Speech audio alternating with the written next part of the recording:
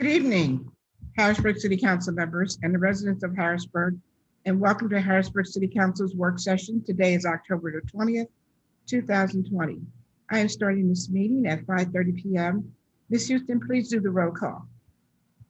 Mr. Allett? Present. Ms. Bowers? Present. Ms. Daniels? Present. Ms. Green? Present. Mr. Madsen? Here. Mr. Majors? Mr. Majors? President Williams? Here. Thank you. Good evening, everyone. Tonight we have a full agenda. We'll begin the work session with Community and Economic Development Committee, and that will begin with Mr. Madsen. Councilmember Madsen. Thanks, President Williams. Pulling up the agenda. Believe first on our itinerary for the committee is a presentation from Penn State regarding Reservoir Park.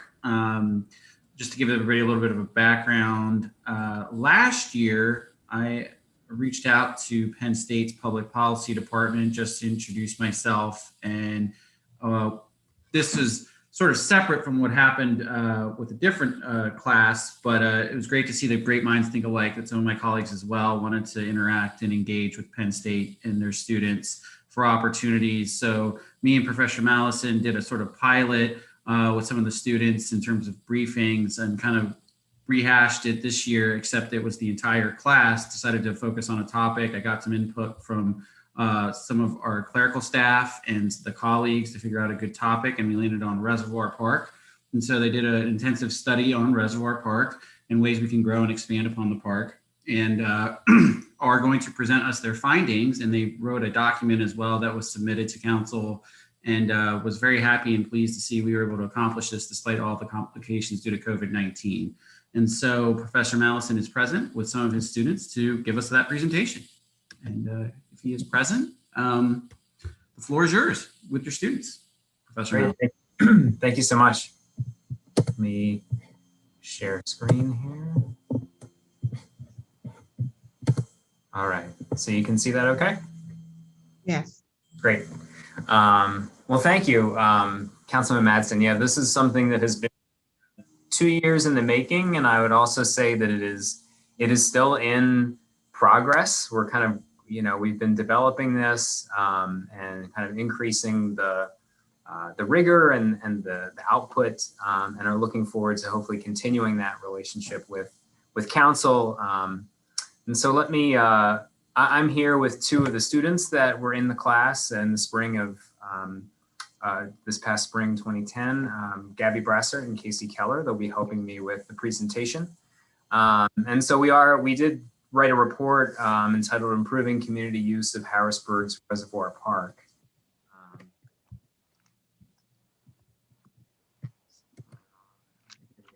All right, so this was done in the spring of 2020. As Councilman Madsen mentioned, we did manage to finish the project. This was a team-based project in a public policy analysis course that all of our public policy bachelor students are required to take. We have students from beyond the public policy major that take it, but all of our majors are required to take it. And they learn about the policy process, and they get an early introduction to how to do policy analysis. And so we had developed this partnership to try to provide, a very local and tangible and practical analysis project for the students. But the partnership is meant to go both ways. It's also intended to, have our students serve as an analytical resource and information gathering resource for council on pressing topics. So this year we did decide on doing Reservoir Park. Part of what landed us on that topic was it was a place too where I could actually take the students. We went to see the park and met with the director out there, and they were actually able to see sort of what the state of the park and identify some of the issues that they wanted to research and talk about.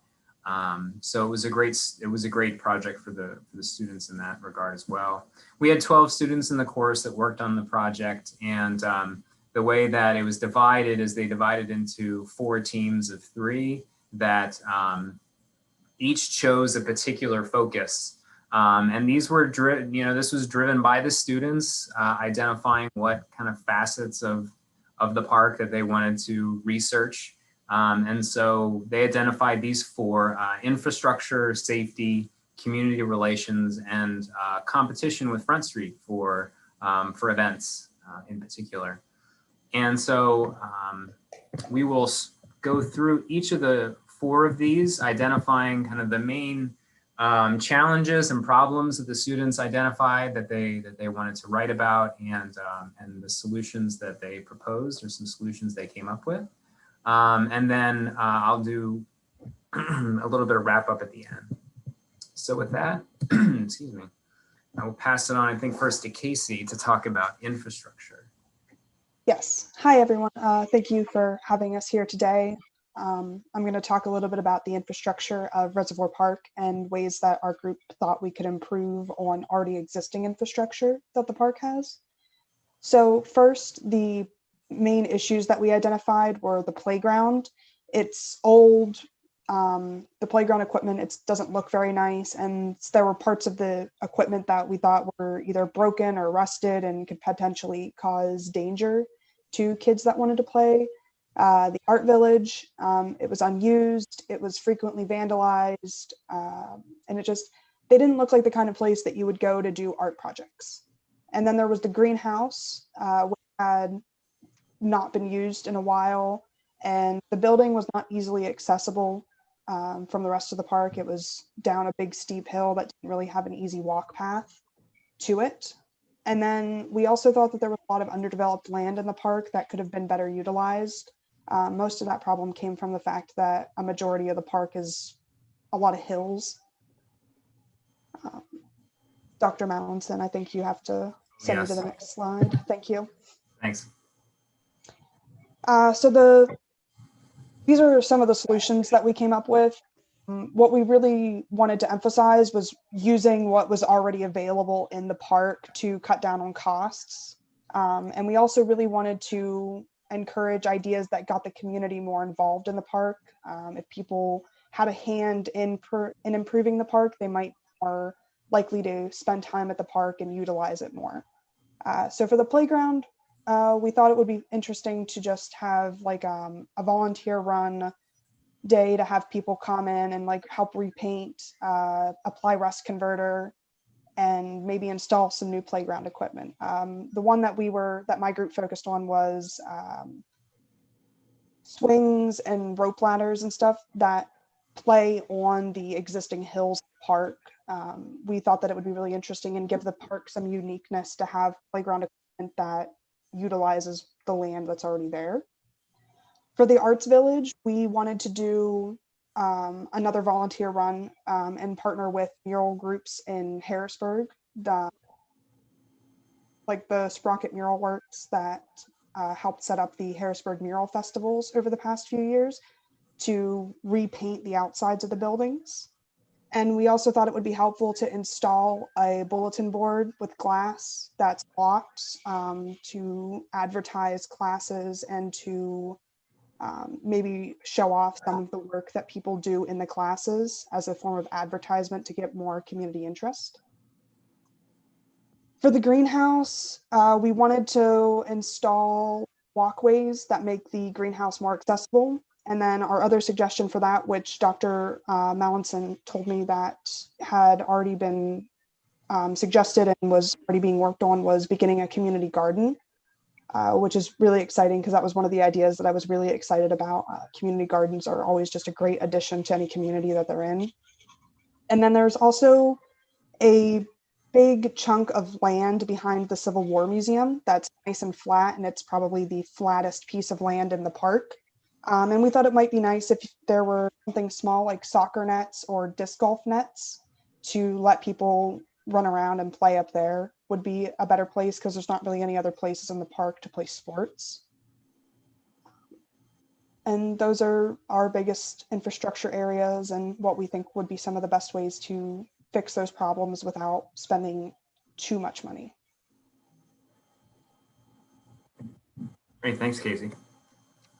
And next we have Gabby to talk about the next facet that the groups, the students decided to tackle, which was safety. So the actual safety of the park, but also people's perceptions of the safety of the park. Yeah, so like Dr. Mountain said, we found that everything we researched could fit into those two categories, physical safety and then the perception of safety. So for the physical safety, we ran into issues of often when we visited the park this winter, a lot of the members of the class noticed that there were some lights, but a lot of them were broken or just not working. There were also cameras, but those weren't always in the greatest condition either. And there just was a lot of poor visibility in the park as well. And there was also a park ranger employed within the park. There's not a strong ranger or law enforcement presence. And then when it came to the public perception of safety, we found that the general public does not feel like the park is particularly safe due to the fact that there's kind of a negative reputation given to the area just by visitors who are either unfamiliar with the area or the fact that a lot of crime rates and that kind of information is published around the area. So we just found that those were our two main concerns, and finding feasible solutions for improving the safety of the park was challenging, given that we didn't want to go completely out of budget. We didn't want to find solutions that were going to be extremely costly to the park. So within our solutions, we found that our biggest potential solutions were installing improved lighting, increasing staff, and removing graffiti and other unsightly things from the park. So with the lighting, we did a lot of research about different types of lighting that would help improve that or repairing existing lights. And we found that a lot of other parks were using these things called smart lights, which are motion and sound activated lighting that when placed around different areas of parks, any kind of motion, any kind of sound, whether it's something as small as a squirrel running through the park or something bigger, will set off the lights, meaning that in seconds the entire park can be illuminated. And then this helps to, it improves the perception of safety when, in a matter of seconds, the visibility is greatly increased. It helps visitors feel just that much safer when they can see what's around them. They can see what's going on if they're there at night for whether it's sports or just hanging out, whatever. It gives that perception of safety and that feeling of, I'm not in the dark. I can see what's around me. I know what's around. So then the second suggestion was increasing staff and policing around the park. So one of our recommendations was community policing. This came up again in a lot of studies that we did of other parks where different parks in larger cities started implementing groups of citizens around that area to take turns watching the park and helping park rangers or police that were in the area and covering different areas of the park that couldn't be covered by one ranger, one police officer. Community members would just help watch and then be able to alert. And then also potentially increasing the staff, whether that's adding another park ranger or adding a police substation closer to the park, something that would give this a sense of physical safety as well. And the peace of mind knowing that there's a higher official there that can immediately act if there is an issue that arises. And then the third suggestion was removing graffiti and damaged equipment from the park. So a lot of research was done surrounding, graffiti and unsightly things like damaged playground equipment, trash, and just the effect that removing all of those things has on the park. And so a lot of studies that we, kind of read through and looked at while we were working on this showed that when removing all of those things from the park, it gave the appearance of a overall well-maintained and well looked after park, which also gave just a peace of mind to visitors to the park, and it gave the appearance of being well looked after, and so people felt safer using the park. So when we looked at all of these, those were our three main suggestions, and hopefully by implementing those, it would help increase the usage of the park. Okay, thanks, Gabby. I'm gonna cover the other two for the other two teams. So as Casey mentioned, community connections was something that was relevant to a lot of the groups. connecting the park with the local community is, they're really the immediate potential users of the park. So that was very important to us. So one of the groups focused specifically on community relations, thinking about the Allison Hills surrounding community in particular. And so some of the problems or challenges they identified that they wanted to tackle were building a positive community image, which again, probably not surprising, but these sections were worked on separately by the group teams of students, but they certainly interrelate. So like safety would be a part of that. So building a positive community image, increasing desirability of the park as a local destination that people want to go as a destination, and then dealing with underutilization of facilities and vandalism, which is something that we've heard a couple of times now. But it applied to the community relations folks as well. So in terms of they actually recommended, they developed this phased approach where they felt like, again, one of the things that has come up is we're trying to recognize that there are resource constraints for the city, and we're trying to take account of those in our recommendations. So they developed what they felt like was a phased approach where we wouldn't have to do everything at once, but perhaps this is there's an ordering to what would be most beneficial, and then what you could follow on with. So the first was making the park safer and more appealing to children's, family, and young adults. And that included lighting, included things like the playground that have already been talked about. But one of the other things that this group brought up that was unique from the other groups is that I guess they had identified that there was a concern about individuals that use the park as a driving cut through from Walnut Street to Market Street. And that there were concerns there about safety, particularly people if they're speeding through the park. And so the students felt that if there'd be a way to cut down on that without restricting access to the park, that could improve perceptions of the park as a community location. They took a lot. We looked a lot at the band shell when we were there, and one of the recommendations of the community relations group was to rehabilitate the band shell, and this group and the next group thought that installing permanent seating, and if there is potentially ADA funding or other funding available from outside the city to do this, installing permanent seating may help it be more of a attraction kind of venue for events. And then lastly, they also took a look at there's actually a walking trail around the park. And they felt that rehabilitating that, and again, turning it into a place where people could go to exercise from the local community. Some parks will install very simple sort of exercise equipment that you can do, crunches on or pull-ups and things like that. They're becoming a common feature of parks and are attractive to those that are exercising. There's also some historical markers already at the park, but that trail would be a good location for maybe including more of those about the city's history.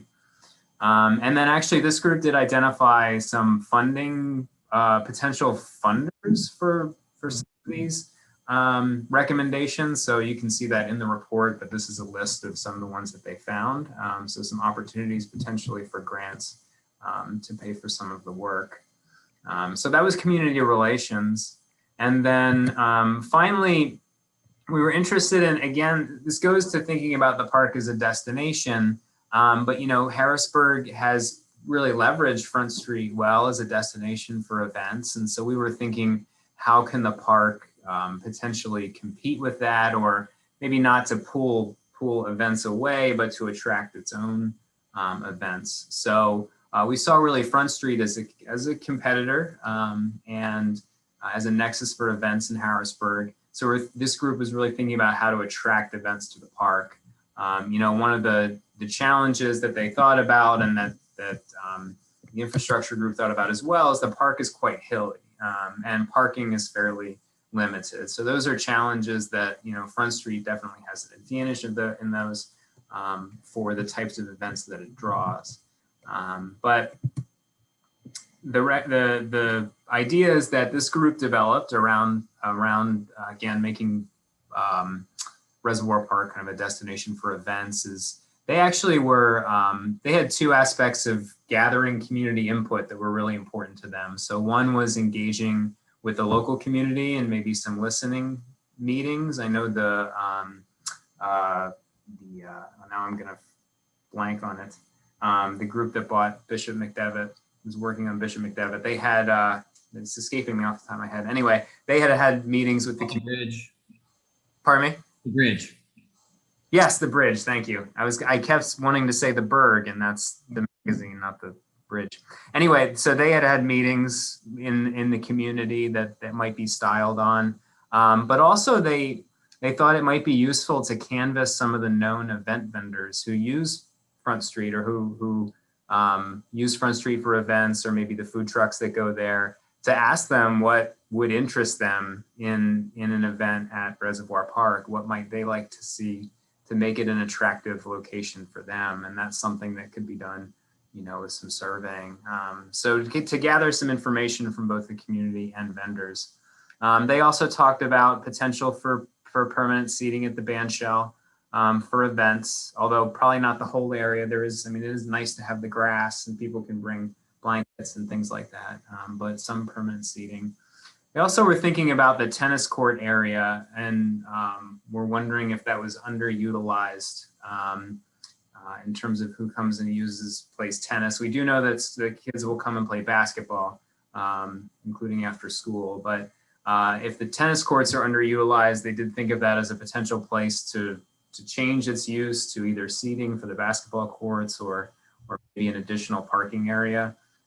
For food trucks, because the food truck idea came up certainly with having events. In Front Street, you can park food trucks right in the street. If you close the street down, that's more of a challenge at Reservoir Park. So they were trying to think about where could potential food truck parking go, and that tennis court area was one of the ideas.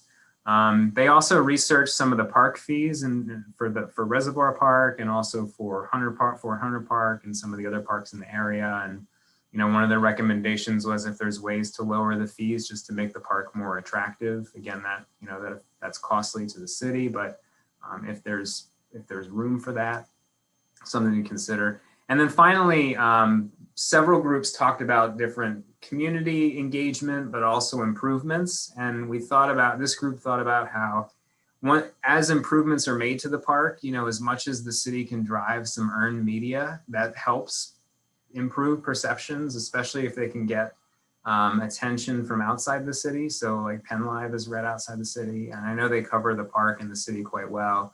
But anytime they can tell a positive story about improvements that are made in the park, that's free media for the city, and that can help with some of these perceptions. So that was the Competing with Front Street group. I do want to leave some time for questions, so I'm gonna do a short wrap up. I wanted to say a couple of things just as the instructor. One is that, we really see this report as a starting point for conversation. It is an outside perspective. The students don't know, they're not going to know the city as well as you all do, certainly serving as members of council, but we're hoping to bring some outside perspectives, some new ideas. We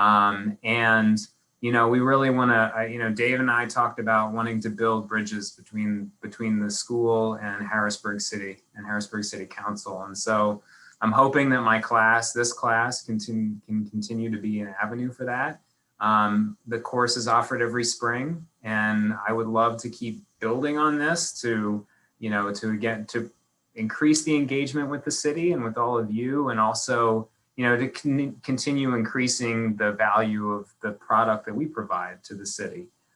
So I really see where this is at as a continuum, and so this is our first kind of moment where we can provide something formal like a report. But I'm hoping we can build on this in the future. So with that, I can open it up for any questions or comments. I don't know if Councilman Madsen has anything else you'd like to say, but. Yeah. So first, thank you and your students for this excellent presentation. It was very thorough. I enjoyed the report as well. agree totally that, this is a starting point. Yeah, we had a different class come in last year to discuss affordable housing. That was also, I thought, very productive, and hopefully we can continue to build on our relationship with Penn State. We know that, for example, Pittsburgh, when they built their relationship with higher universities, particularly Carnegie Mellon, they saw a lot of innovation stem from those conversations, and hopefully we can do something similar in Harrisburg. So I'm all for the collaborative spirit of this exercise and look to continue it with my colleagues. I'm pretty familiar with the project and the report, and I know we have a busy agenda this evening, so I'm gonna just go ahead and kick it to my colleagues for any questions they may have. And because this is involving Parks and Recreation, I will start with the chair of that committee, and that is Shemaine Daniels.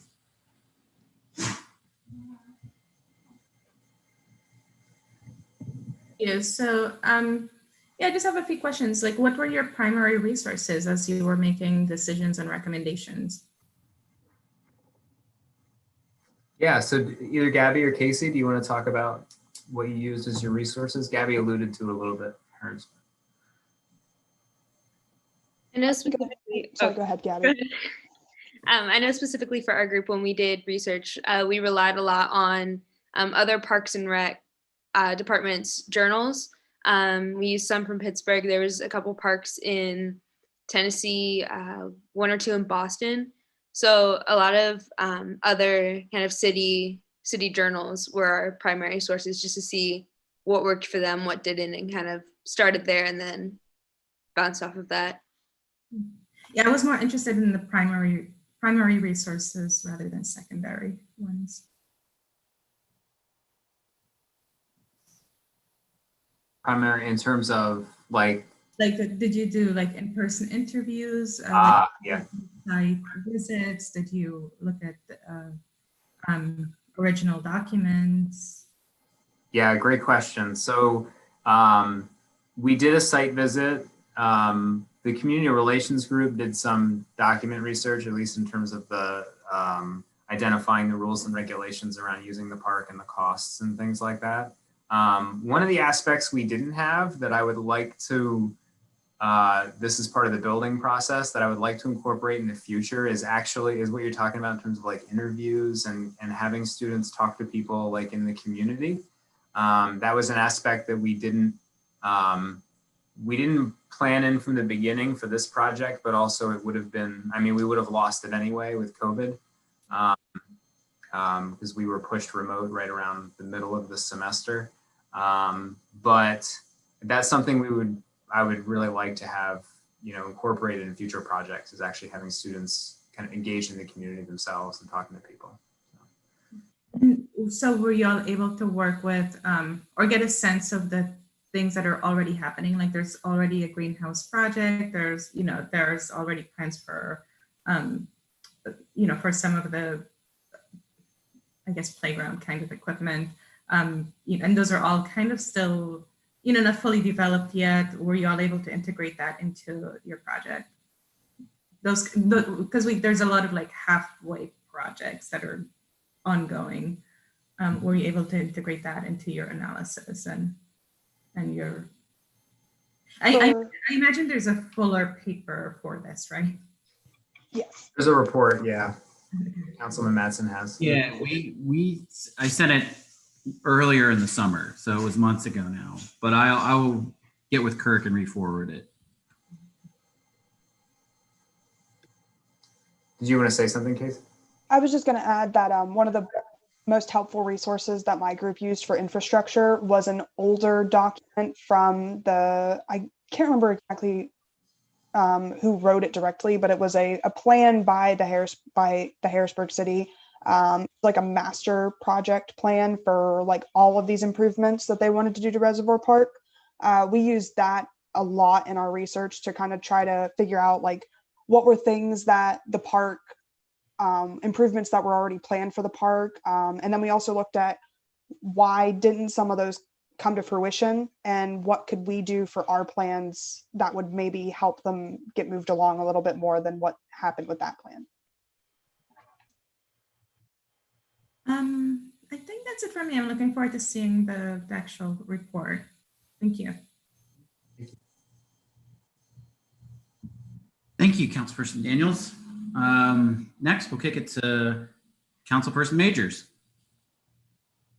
Thank you, Chair Madsen. I think Councilwoman Daniels asked a lot of the questions, and I just want to make sure, I guess, Casey, are you referring to the 2017 master plan that you guys took a look at, or was it a different document? I believe it was that one.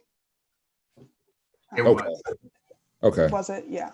All right. Thank you. Yeah, no, I was just wanted to make sure that that was one of the documents you guys were working off of, because as myself, I am a former Penn State grad student from the School of Public Policy and Public Admin. I graduated in 2011.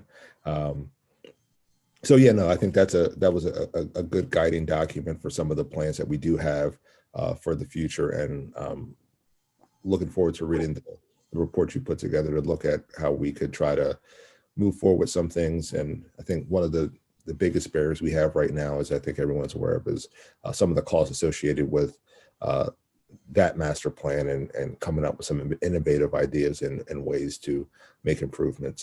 So thank you guys for your work, and I'll have to dig through my emails to find what Chair Madsen sent. Thank you all. Thank you.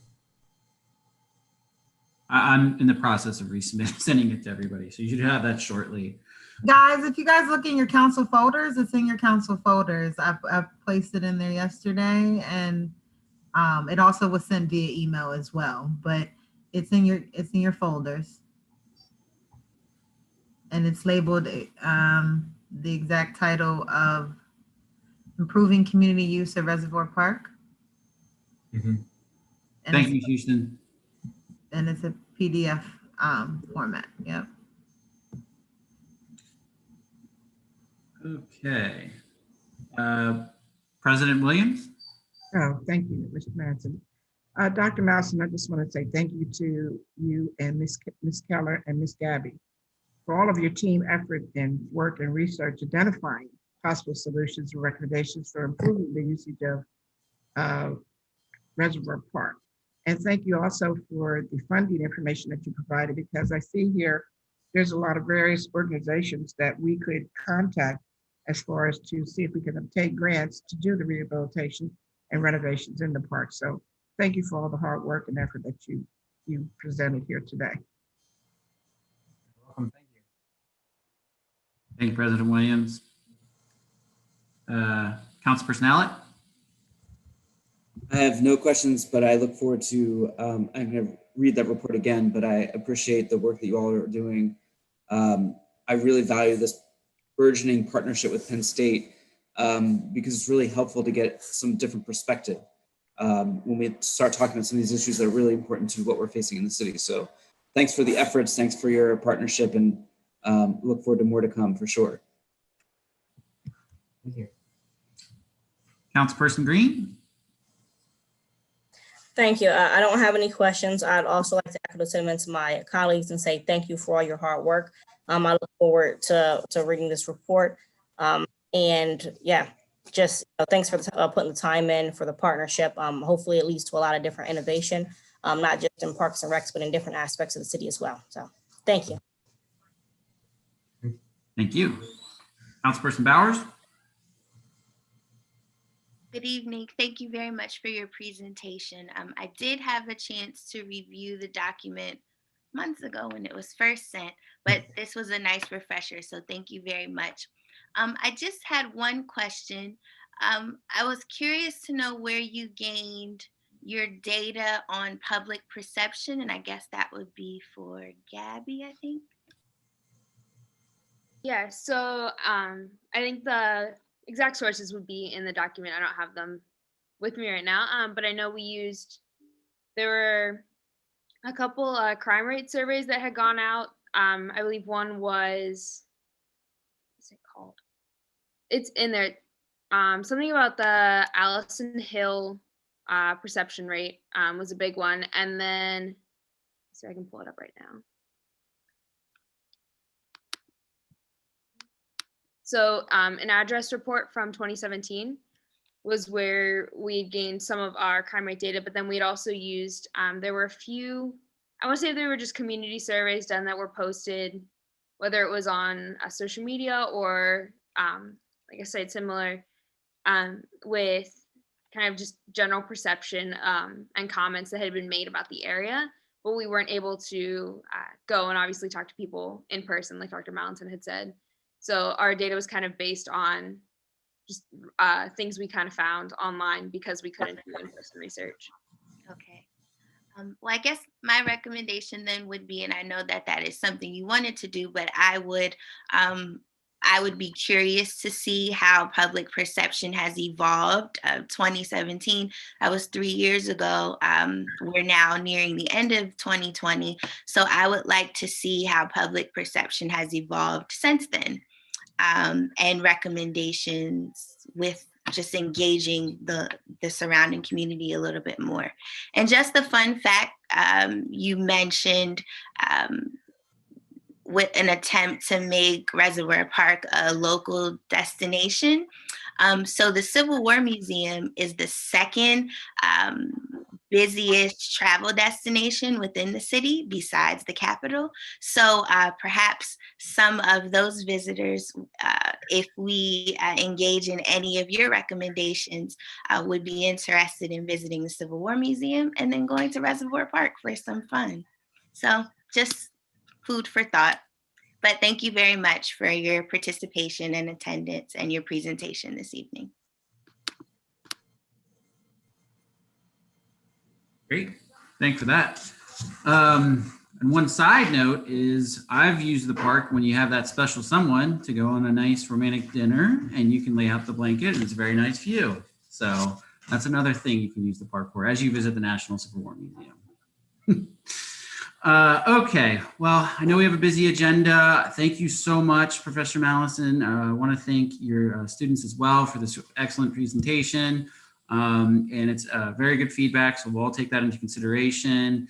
And I think it'll jive well once we start reviewing the comprehensive plan as well. Maybe we could look and compare documents to see if there's some additions that could be added to the comprehensive plan based off this study. And for my colleagues, a little bit of homework for you all is think of topics for next semester that you think would be good for the students to look into, send them my way, and we'll make sure that Professor Mallison has those in advance. And if you're interested in engaging the students next year, please join me in doing so. And Yeah. Thank you very much. Thank you for saying that, Dave. I was going to make the same quick pitch. You know, we're interested in more. The park was a great idea. I love being able to take the students there, but you know, we're really interested if there's a specific topic that council would like research on. You know, I have a class with students who, you know, this gives them a great practical research experience and we can then provide information to council. So yeah, we're really open to that. Thanks. Very good. Thank you. Okay. All right. One moment. Okay. Next on the agenda for community and economic development, we will. Excuse me really quick, Councilman Madsen. Yep.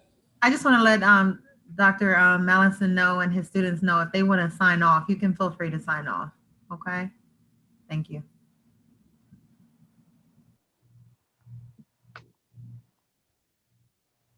Okay. Yes, next, the Community Economic Development Committee will be discussing Resolution 76 of 2020. Ms. Houston, could you read the resolution into the minute? Sure. Resolution 76 of 2020 is a resolution approving a preliminary final land development plan to develop an approximately 200 space parking lot at 1501 North 7th Street. Okay, is there someone from the administration to present the resolution or go over the resolution? Yes, Councilman Madsen, Jeffrey Knight, Planning Director here. Okay, floor is yours, Mr. Knight. And I believe the applicant, Mr. Elliot Shibley, is here as well. So the application before Planning City Council tonight is for a surface parking lot for the property at 1501 North 7th Street. It's directly across the street, 7th Street from the federal courthouse property. This is going to be an approximately 200 space surface parking lot with associated access and site improvements.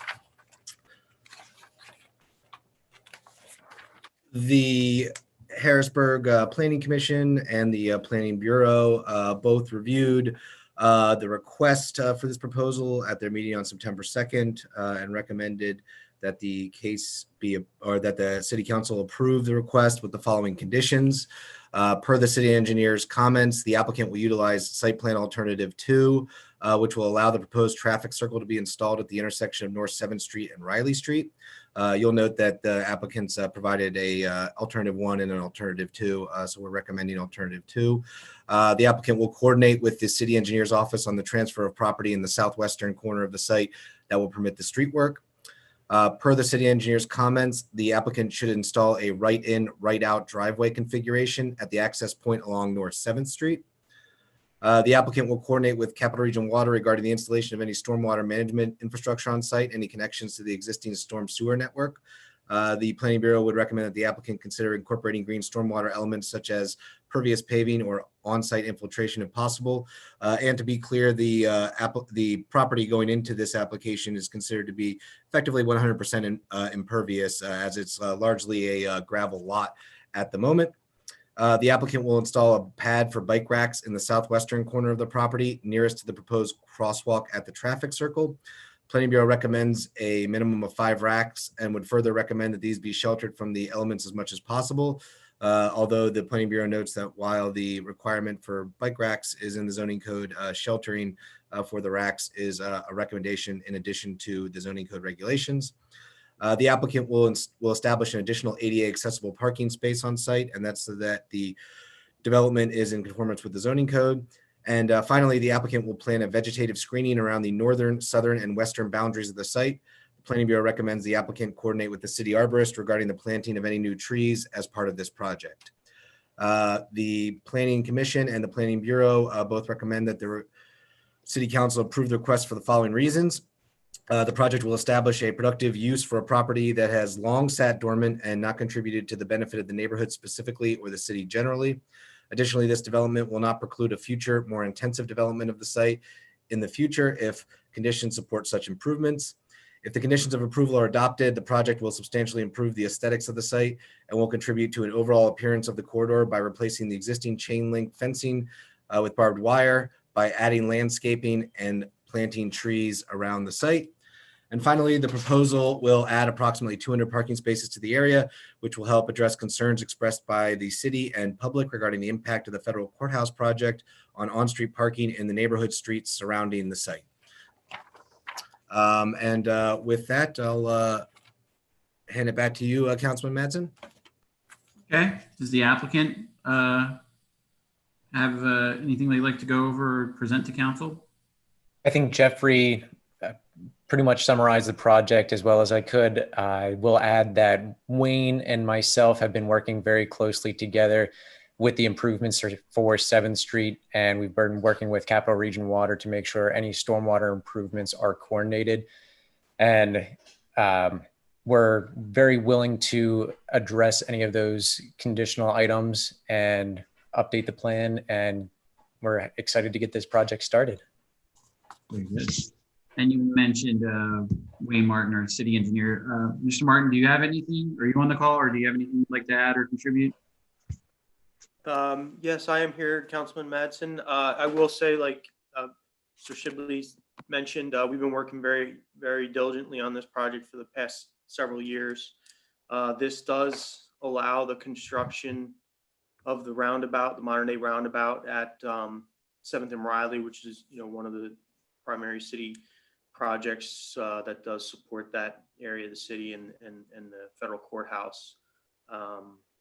So, all of our concerns have been addressed in various submissions, that we reviewed, and with the addition of some racking and some screening that Mr. Knight mentioned. There's no, there should be no issues from our perspective. It's a good project. It's going to allow a lot of green space with the island median and the center roundabout itself. So although it's primarily a surface parking lot, it's renderings make it look like one of the nicest surface parking lots I've seen, and also will allow the streetscape improvements to occur. Okay, thank you for that. Do we know how many employees are expected to be working at the federal courthouse approximately? So I don't have that numbers at the ready. I do know that the worst case scenario would be 800 additional spaces will be needed for the courthouse, and best case scenario is around 400. I could be off of 50 or so spaces, but this project goes a long way into filling that need, and I think you're going to see some other land development plans in the Midtown area, which will aid in the development of the Midtown and Uptown areas as well. As people commute to the courthouse or have you. But I will also mention that with COVID, things have just changed dramatically, and so we're going to have to see how things normalize in the future, if any of those projections deviate from what was done a few years ago. Okay. And is this in the compete zone with SB Plus, or how does that affect? Does it have any effect on the SB Plus contract? This was reviewed, and it's not in the compete zone. Okay.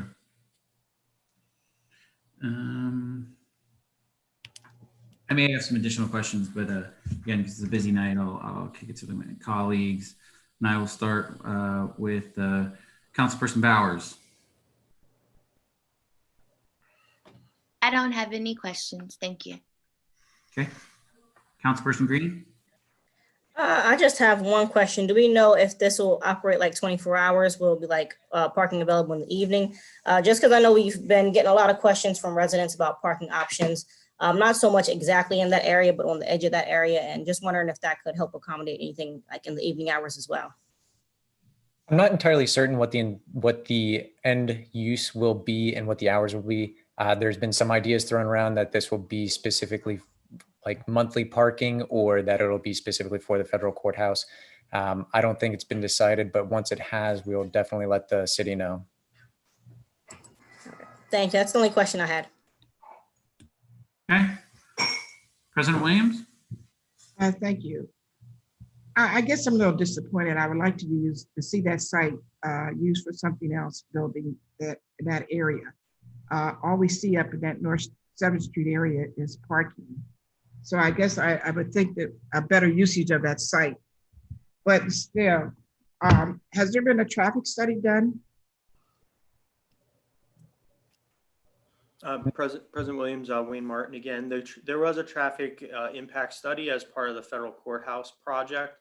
And then, as you know, the city also completed the traffic study for the 7th Street corridor. And so the applicant is utilizing those traffic studies. So the modern day roundabout and those 7th Street improvements will facilitate these 200 spaces. My concern, Wayne, is because that's a main thoroughfare for the Commonwealth employees going, connecting to the McClay Street Bridge and then to the I-83. It's very heavily traveled in that North 7th Street corridor. So the in and out of the additional parking there of 200 to 300 cars coming in and out of that accessible parking lot, wouldn't that be cumbersome? So my recollection of the study is that the AM is not so much of an issue as the PM, and the PM, the critical point is McClay, 7th and McClay. That intersection is degraded. Now the Commonwealth is working on a McClay Street Bridge project that will add capacity to that intersection. That has, I think, in 2025. The courthouse is anticipated opening in June of 2022. So yeah, there will be a time period where the PM traffic, I think, on that 7th Street corridor will be degraded, but it's not like level F or anything. It's just congested. Now, my next question is to you, Mr. Grover. how does this additional parking play a role with our contract agreement with Standard Parking in Tremont? It's been a while since I looked at it for this project, but my understanding is it's outside the zone. There was some discussion in the bigger picture when the courthouse was being developed, whether SP and PEDFA would come on board with an additional parking facility, but that requires a long-term commitment in order to issue additional funds. Okay. Thank you. That's all I have, Mr. Massey. Thanks, President Williams. Councilperson Allen? So I don't know that I have any specific questions. Conversely, I'm glad that there's a approach to parking happening in that area because of the concern that I had for the drain on parking going into Midtown from the courthouse project and the archives building going in. So I think that could be a positive. The only recommendation I have is to make sure we consider strongly special exception use, other parking alternatives for evenings and things like that for people coming in, and hopefully that can minimize some of the drain on the parking that we experience in Midtown. So just kind of a recommendation that we address that as part of this process kind of going forward. So that's all I have for right now. Thank you. Councilperson Majors? Thank you.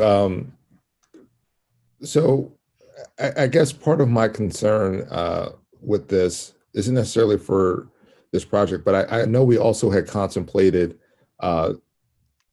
because with the loss of the federal courthouse downtown and moving over here to 7th and 6th and Riley, there was conversations when we were looking at how we were going to be able to deal with parking revenues downtown with having folks either bused or transported somehow up to the federal courthouse from the downtown corridor.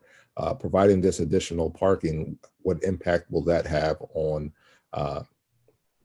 the obligations to standard parking and what they need to be doing, as well as this, from my read of it, it looks like this is just temporary until they see what happens with the courthouse and if there's an influx of folks needing to park, and they are already planning to potentially build a larger structure should the need arise.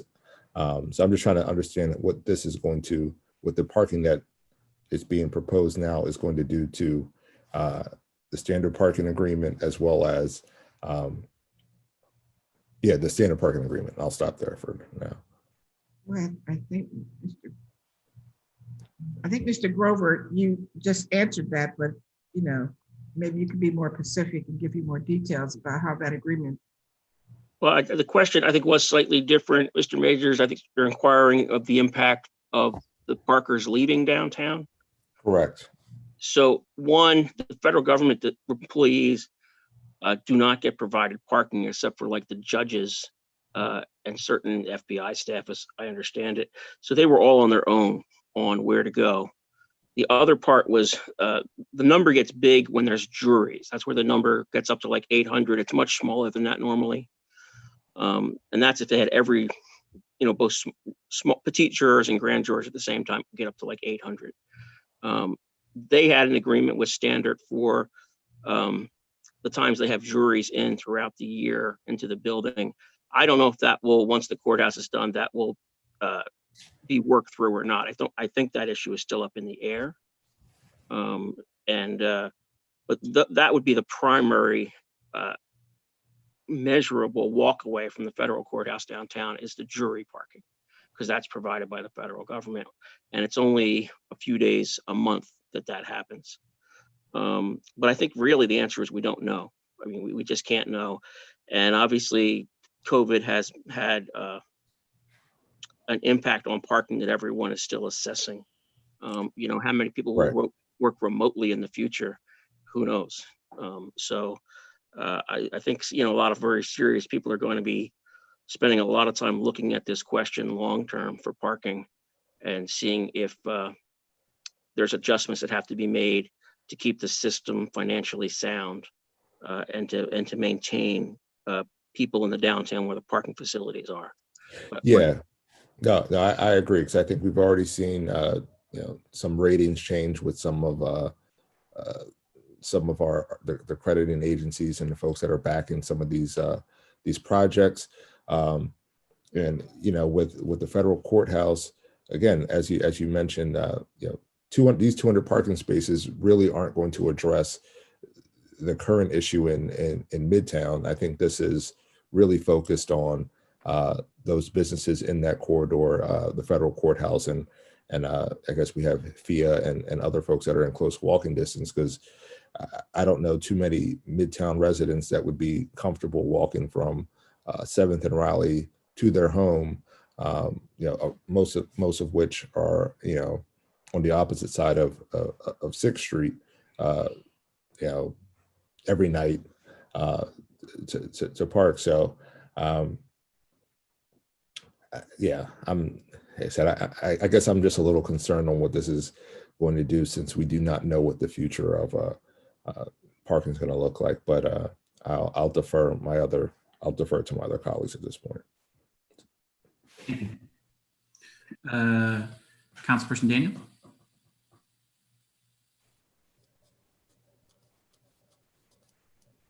Sure. So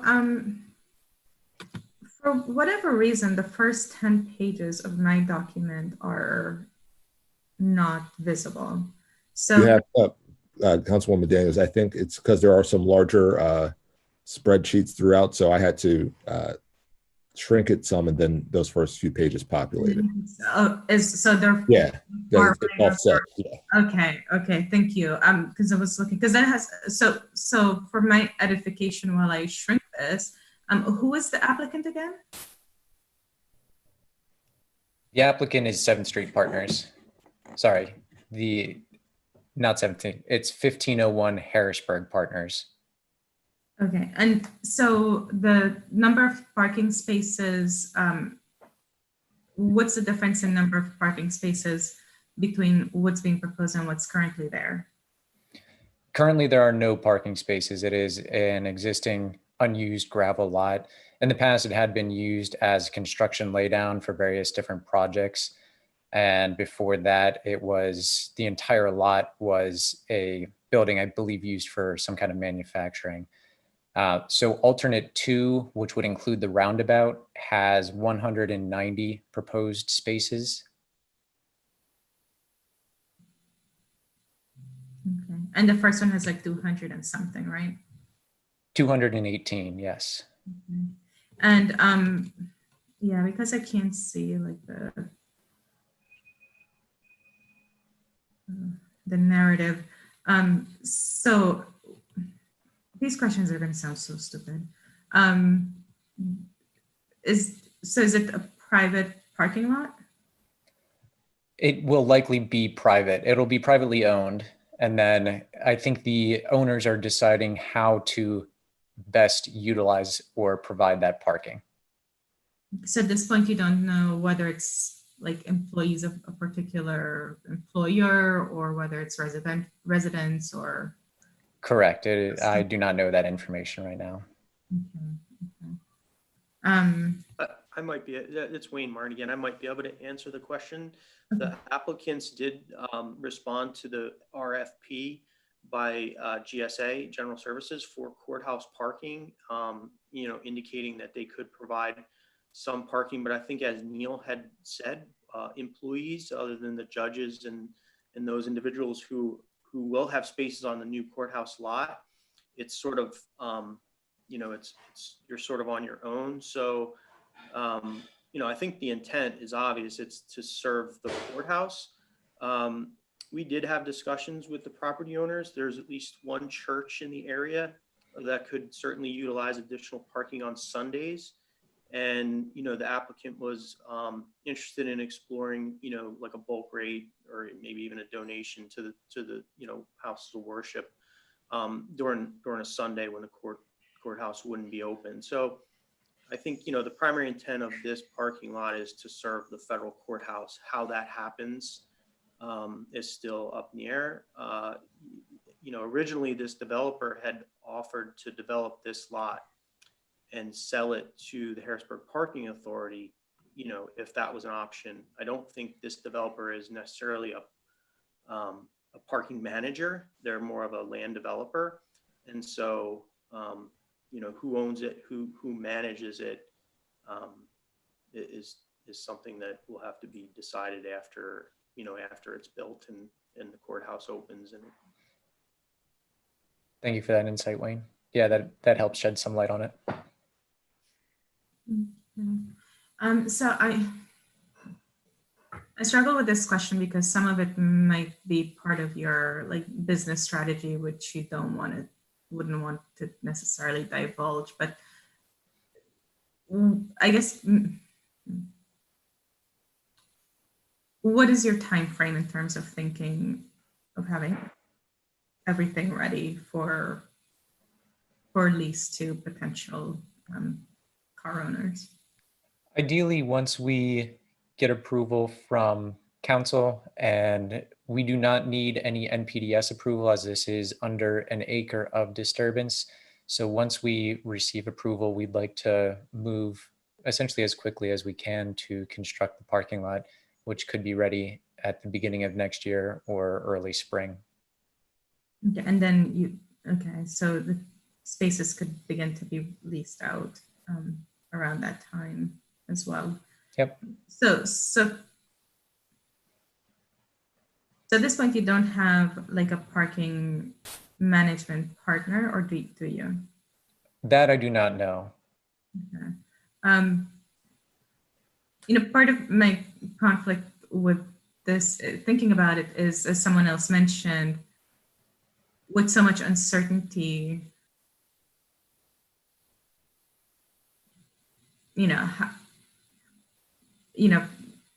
this is a very certain request and a certain process for us and a certain decision. But there are other uses for possible uses for that land, which may be more productive. That may be a little bit more certain. But how did you all go about the decision of parking being the business that you would want to have in that lot?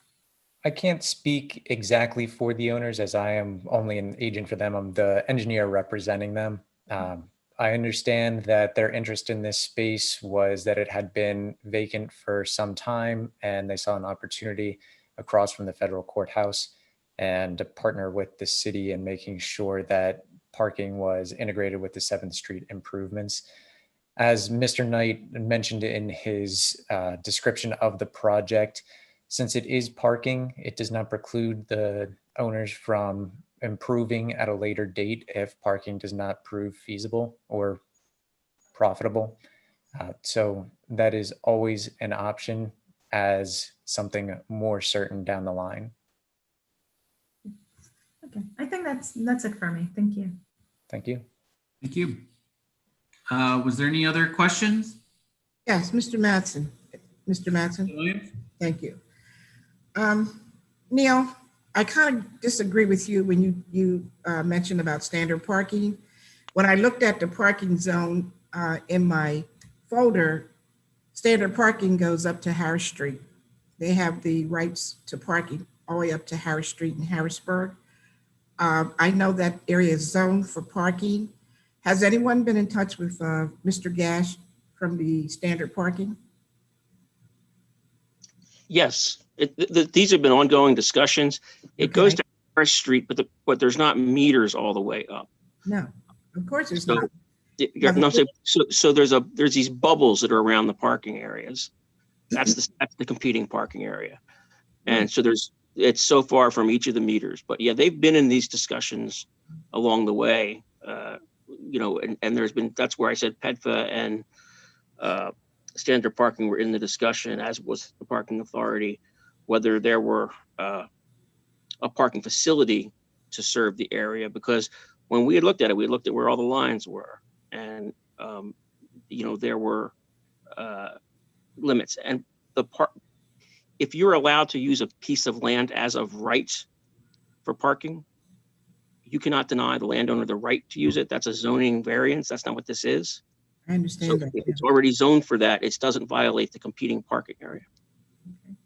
But before I would suggest that we put this on the agenda for a vote, I would like to see confirmation between the standard parking and PEFA in conversation with the owner who would like to build this structure on North 7th Street.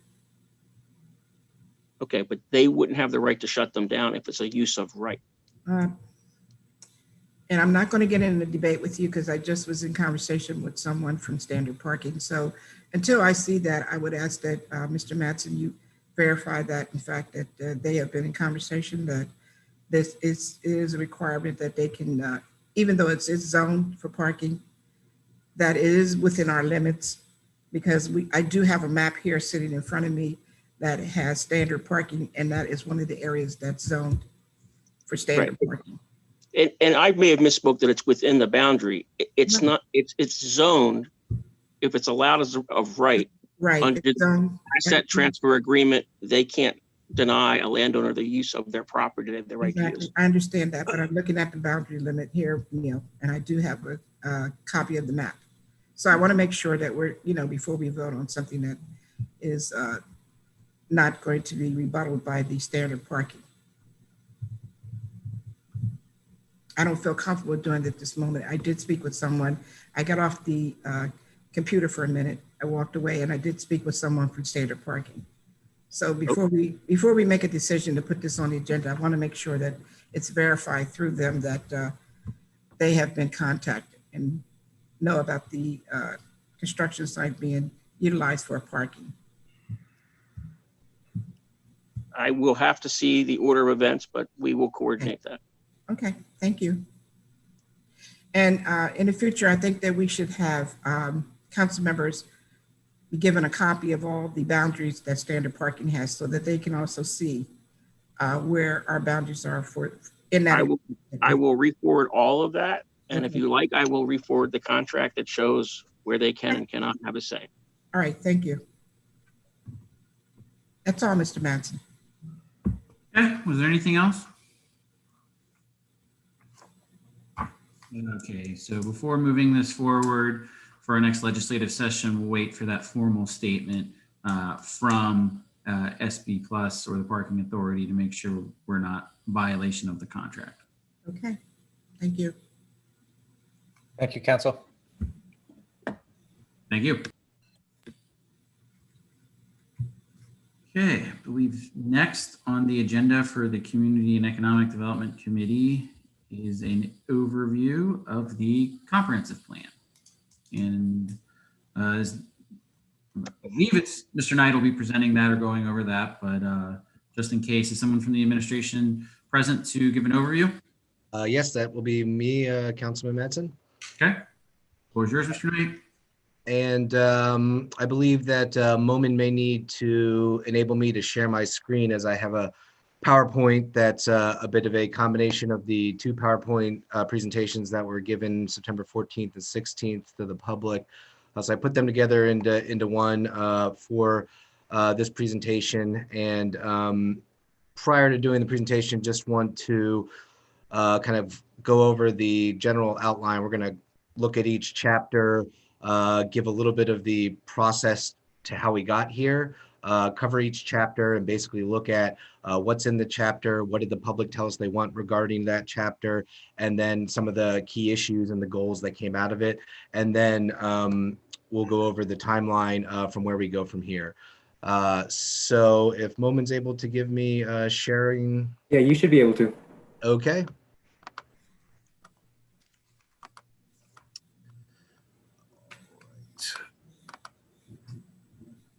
Okay, so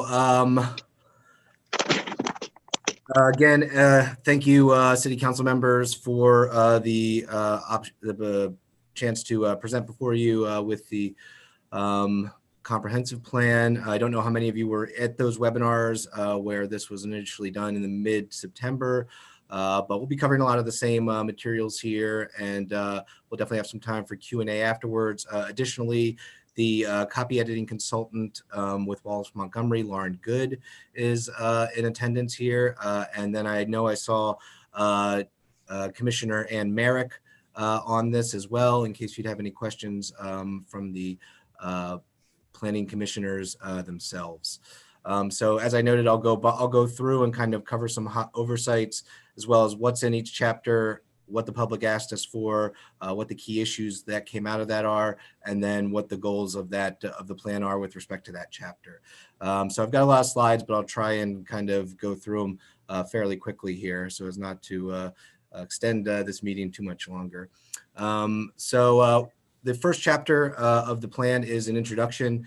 It's kind of goes over a welcome to the concept of comprehensive planning, why we're doing this, discussing, that it's an MPC requirement, noting that we haven't had a update in 46 years.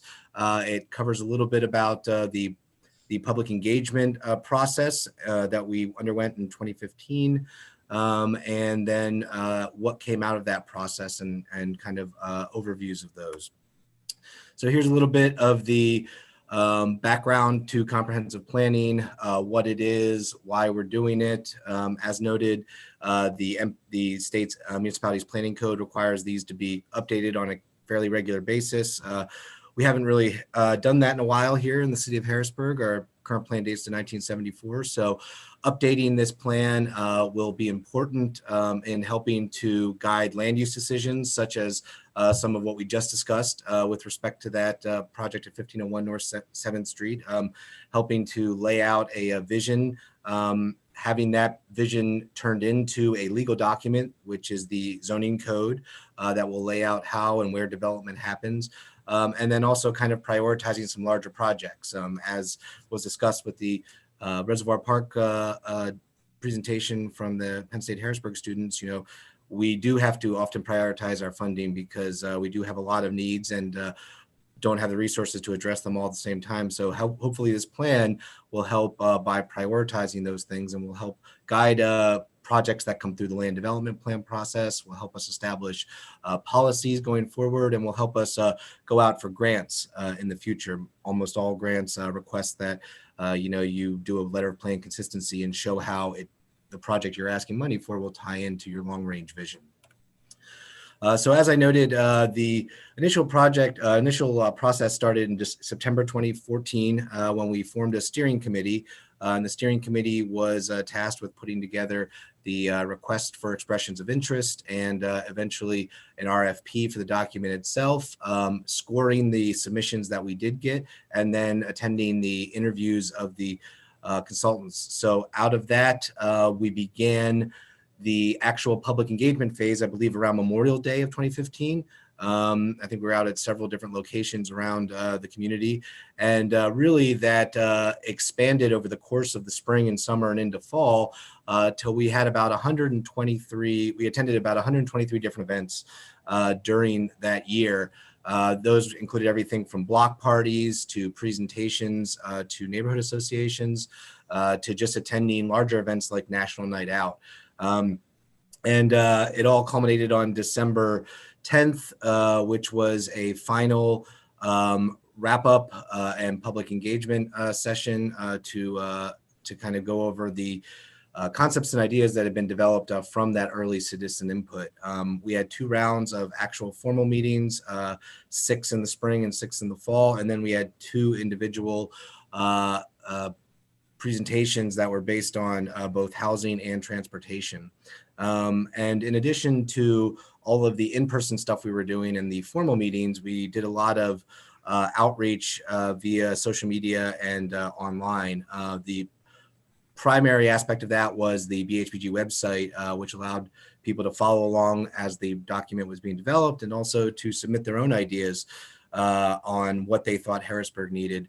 And the website allowed people to upvote those. So it helped us in the prioritization of the ideas that show up in the chapters. And you'll see those in a little bit when we go chapter by chapter. But we had a really robust kind of coverage of the community from a very bunch of different perspectives. Into 2016, we started development of the document itself. And then there was a little bit of back and forth with our previous consultant, and that ended up with us having to kind of go back through the planning commission process to go through the document and evaluate the document and the ideas that were in it. And then we eventually hired a copy editing consultant, Wallace Montgomery, that spent a good portion of late 2018 into 2019 and 2020 with reviewing this alongside the planning commission and then copy editing the document to get to where we are at now. Out of the public engagement and the back and forth that we had with the public, we came up with some community vision and core values. And you can see those right there on the screen. One of the big ones is neighborhoods of opportunity. And that really covers the gamut of topics from housing to economic development to really moving around the community. And so making sure that everybody has a place to live, work, and play, and the ability to get around is important. And that kind of leads into that next core value of well-connected city. And again, that's both in the physical sense of tying infrastructure together and ensuring that people are able to move around the community, as well as the sense of connecting social connection, where different neighborhoods can connect to each other, and residents of every part of the city have access to kind of everybody else. And then a city of water, and that kind of speaks to both our location along the river, but more broadly to an environmental perspective of the city of Harrisburg. We obviously have a lot of parks and recreational activities, but and a lot of those date back to the City Beautiful era during the turn of the 19th century. So they really form the foundation of a really progressive, sustainable city. So we wanted to build on that and continue that legacy that was kind of gifted to where we are now. So the first chapter really that gets into the topical issues is land use and community facilities. And you can kind of see some of the aspects on the left there that get brought up in this chapter, the typologies of land use, structure, spatial arrangement, things of that nature, and then community facilities. And usually that's kind of like a government facilities thing, such as city government center or school buildings or something. But we also wanted to expand that because there are other foundational aspects of cities that should really be available to public, and that means things like access to fresh and healthy food and senior care and medical care. So we really wanted to kind of expand that perspective on this particular issue. Here are some of the most recommended or most suggested comments from the public during our public engagement period. These were collected both through the BHBG website, but also through things like physical slips of paper that people were filling out when we would take boxes around to all of those individual in-person events we would do. So this represents kind of the top of those recommendations from all of that outreach.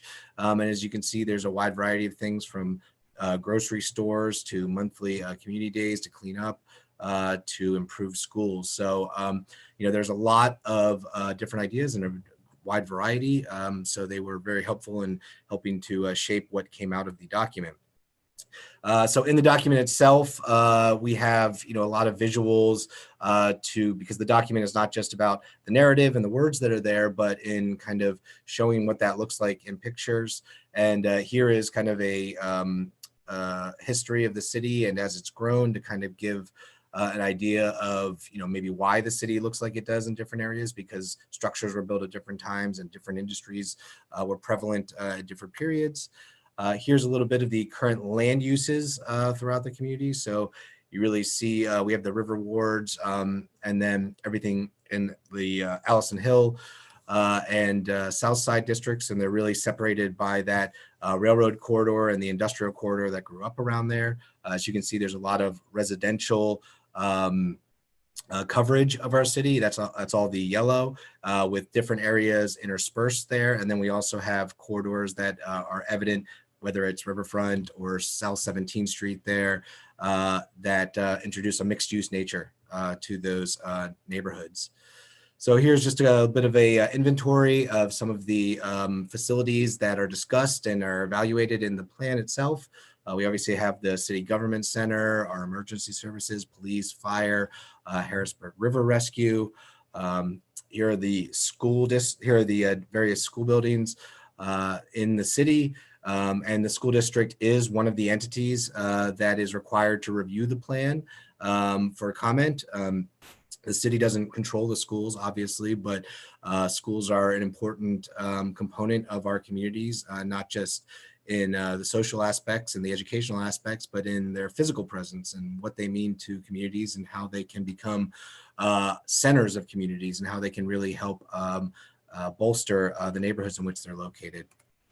And then we have things like libraries, which are operated by the Dauphin County Library System, as well as the state. And then our medical services, everything UPMC downtown and Hamilton Health Center up on South 17th Street.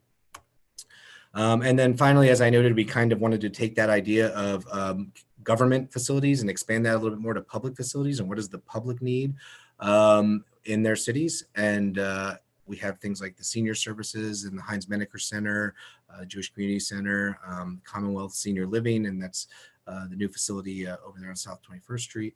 And then we have our food facilities like Broad Street Market. And more recently, we've had things like the Allison Hill Farmers Market that's been going on at the Heart of the Hill Community Garden. So it's really great to see those things. And we really want to expand that kind of aspect of the city. And that's something that's covered a lot in the plan itself.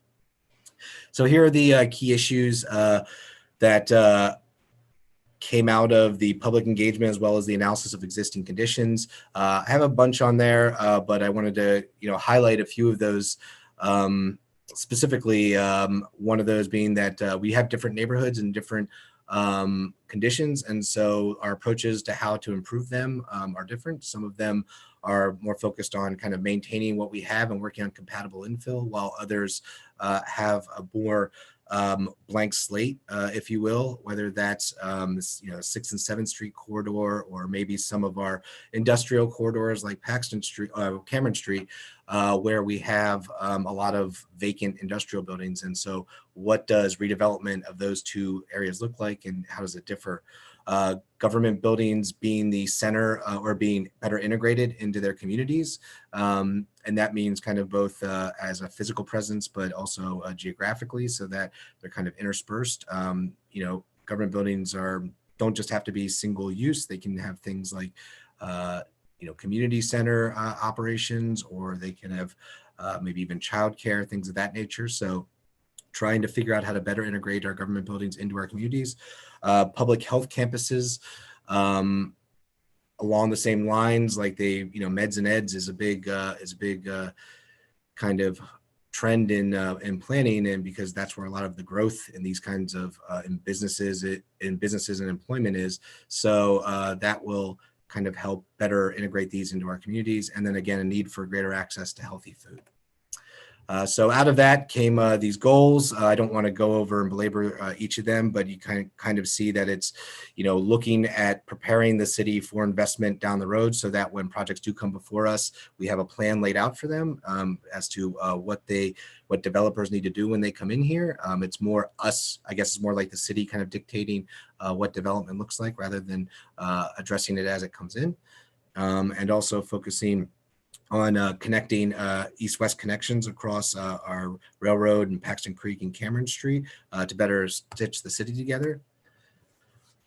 As noted, the vision of the comprehensive plan is implemented through the language of the zoning code. So what will come out of a next step out of this plan will be a zoning code. And what does that zoning code look like? Is it something that we've traditionally had, where you segregated land uses into commercial, residential, or is it a form-based code that focuses more on making sure that the style and the massing and structures of the community are compatible, and what goes in them is a little bit more flexible?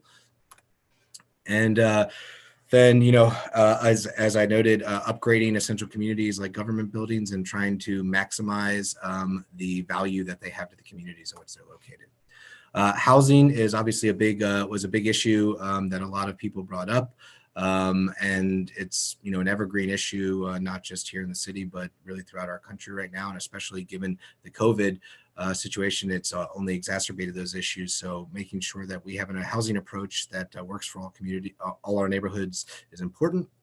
And one of the big things was dealing with absentee landlords and getting more getting more properties into ownership of people who live in the city, increasing our owner occupancy, and then working on housing solutions for homeless and those in shelters. So this is the image you see there at the bottom is a bit of a classic transect of housing. A lot of places have detached single family and then large multifamily buildings, and they have that missing middle where you have manor houses, courtyard houses. Now we do have things like that in the city of Harrisburg, but certainly expanding our perception and our allowances of what can be built here in the city, such as co-op housing, to expand that variety of housing that we have out there, which will make it more affordable to a greater cross-section of the public. Here's a little background as to kind of where we are at housing wise, how some of the housing trends have been over the last several years, and both within the city and compared to the county and the state. Here's a little bit more about our housing issues, some of the age of the housing, that becomes a big issue with when you're talking about blight, and we're talking about the amount of investment needed to bring housing up to a state of good repair. There are housing issues with people not having plumbing or having overcrowded. And again, the absentee landlords and the blight and deferred maintenance were big issues that were mentioned by the public. And so as you can see here, we have some issues or some information on the housing values and how housing has gone up following trends in the county and the state. But what does that mean for our residents, and how are we able to ensure that everybody has access to quality, affordable housing? On the right side, we have some of the statistics about what public housing in the city looks like and what our snapshot of our homeless facilities currently are. So here are the key issues that came out of this was that the city has concentrated areas where deferred maintenance create aesthetic, economic, and public safety issues. That was brought up a lot. And that's kind of tied into that second point there. We have a high number of vacant housing units, and finding ways to fix those housing units up and to get residents into them will help address multiple issues, not just housing, but also the way people feel about their neighborhood and how secure they are economically. While we have seen an increase in residential building, but as city council members know, that a lot of that has happened in the downtown, and we want to make sure we're seeing that spread out throughout the city. We have many of our households are cost burdened. And again, that's kind of tying all of this into how do we turn some of these vacant units into more affordable units for our public. So here's a list of the goals that we have. And, that goal number 2 is really a big one, increasing resident home ownership to 50%. I think we're about at 40% owner occupancy right now. And really across the country, it's kind of flipped a bit. It's more like 60%. So working more towards a higher percentage of owner occupants will not only help put roofs over our residents' heads, but also to help them start building wealth through the home ownership process. Working on targeted redevelopment plans. So that's another kind of thing that will come out of this process, is not just the zoning code, but going out to individual neighborhoods and saying, what do you need specifically in this neighborhood, and where do you need it? So that will result in small area plans and neighborhood plans that will help fine tune those visions, that broader vision for the city. And then again, the big one is, again, ensuring housing quality, quality affordable housing is attainable and available for all of our residents. The next chapter is mobility and access. Here are a lot of the ideas that came out of the public engagement, and one of the overarching concepts is really the idea of multimodalism and connectivity. So we want to have what's known as a car optional city.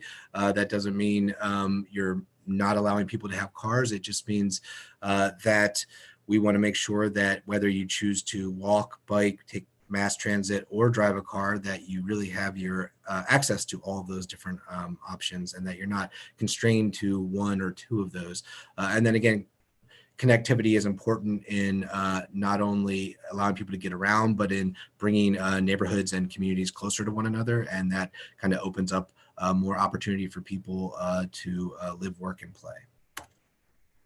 So a lot of the trends and concepts here, a lot of the trends that are happening, changes in technology, as people know, you have things like Uber and Lyfts, and on the horizon somewhere out there, maybe autonomous vehicles. So what does that mean for something like relevant to tonight's topic, parking? Do we need surface parking lots? Can we, will there be less need for those, and can we therefore turn that property into something else?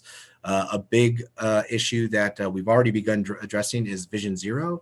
We've adopted a Vision Zero policy to help get our deaths and serious injuries down to zero by 2030 through a comprehensive approach. And one of those approaches is complete streets.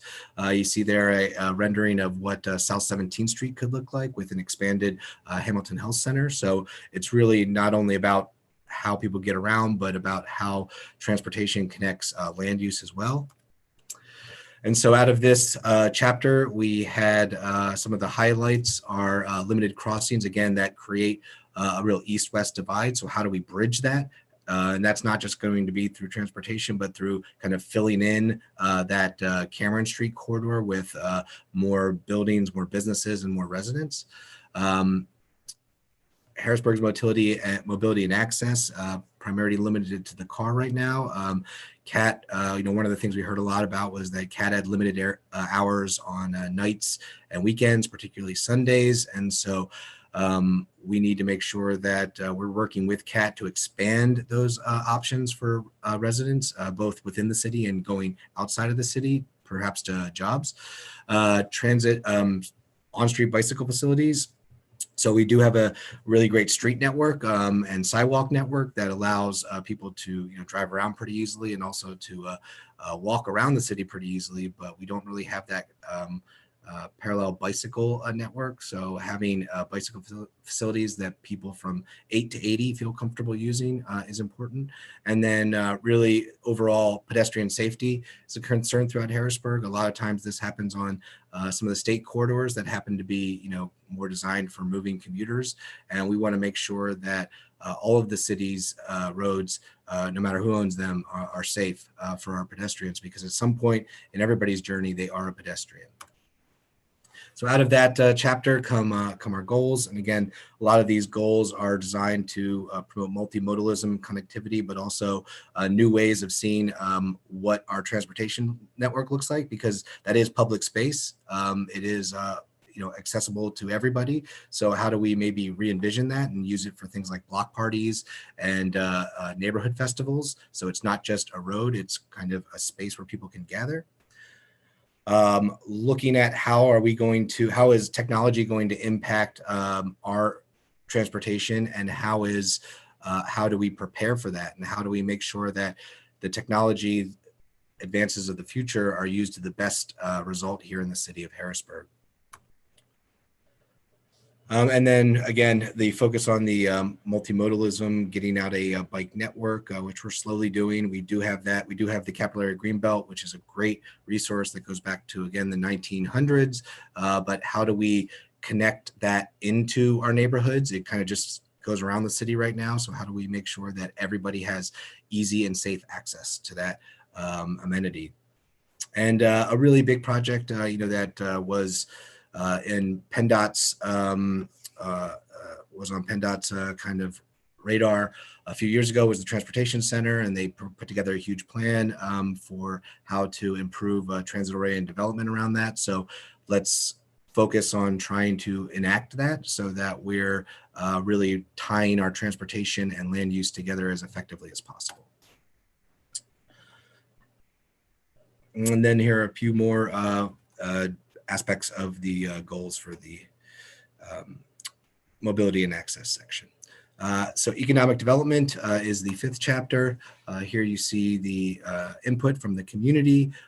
There was a lot of looking at how to creatively and adaptively reuse a lot of the vacant buildings that we do have, how to encourage new jobs and new types of businesses, not just attracting businesses into the city, but growing them from our residents, and then expanding the ones that already have a foothold here in the city. What policies do we need to adopt to really kind of promote this?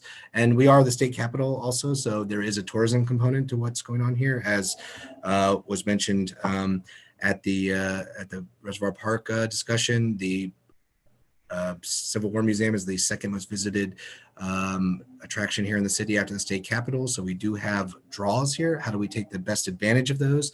Not just for isolated areas in the city, but so that kind of the benefits bleed into the neighborhoods that are surrounding those areas. And one of the big things was workforce development. And that's not just, getting new jobs on the table, but also expanding education to residents, from childhood education to continuing education for adults, so that people can maybe retrain to learn new skill and kind of pivot an economy. Our economy moves fast now.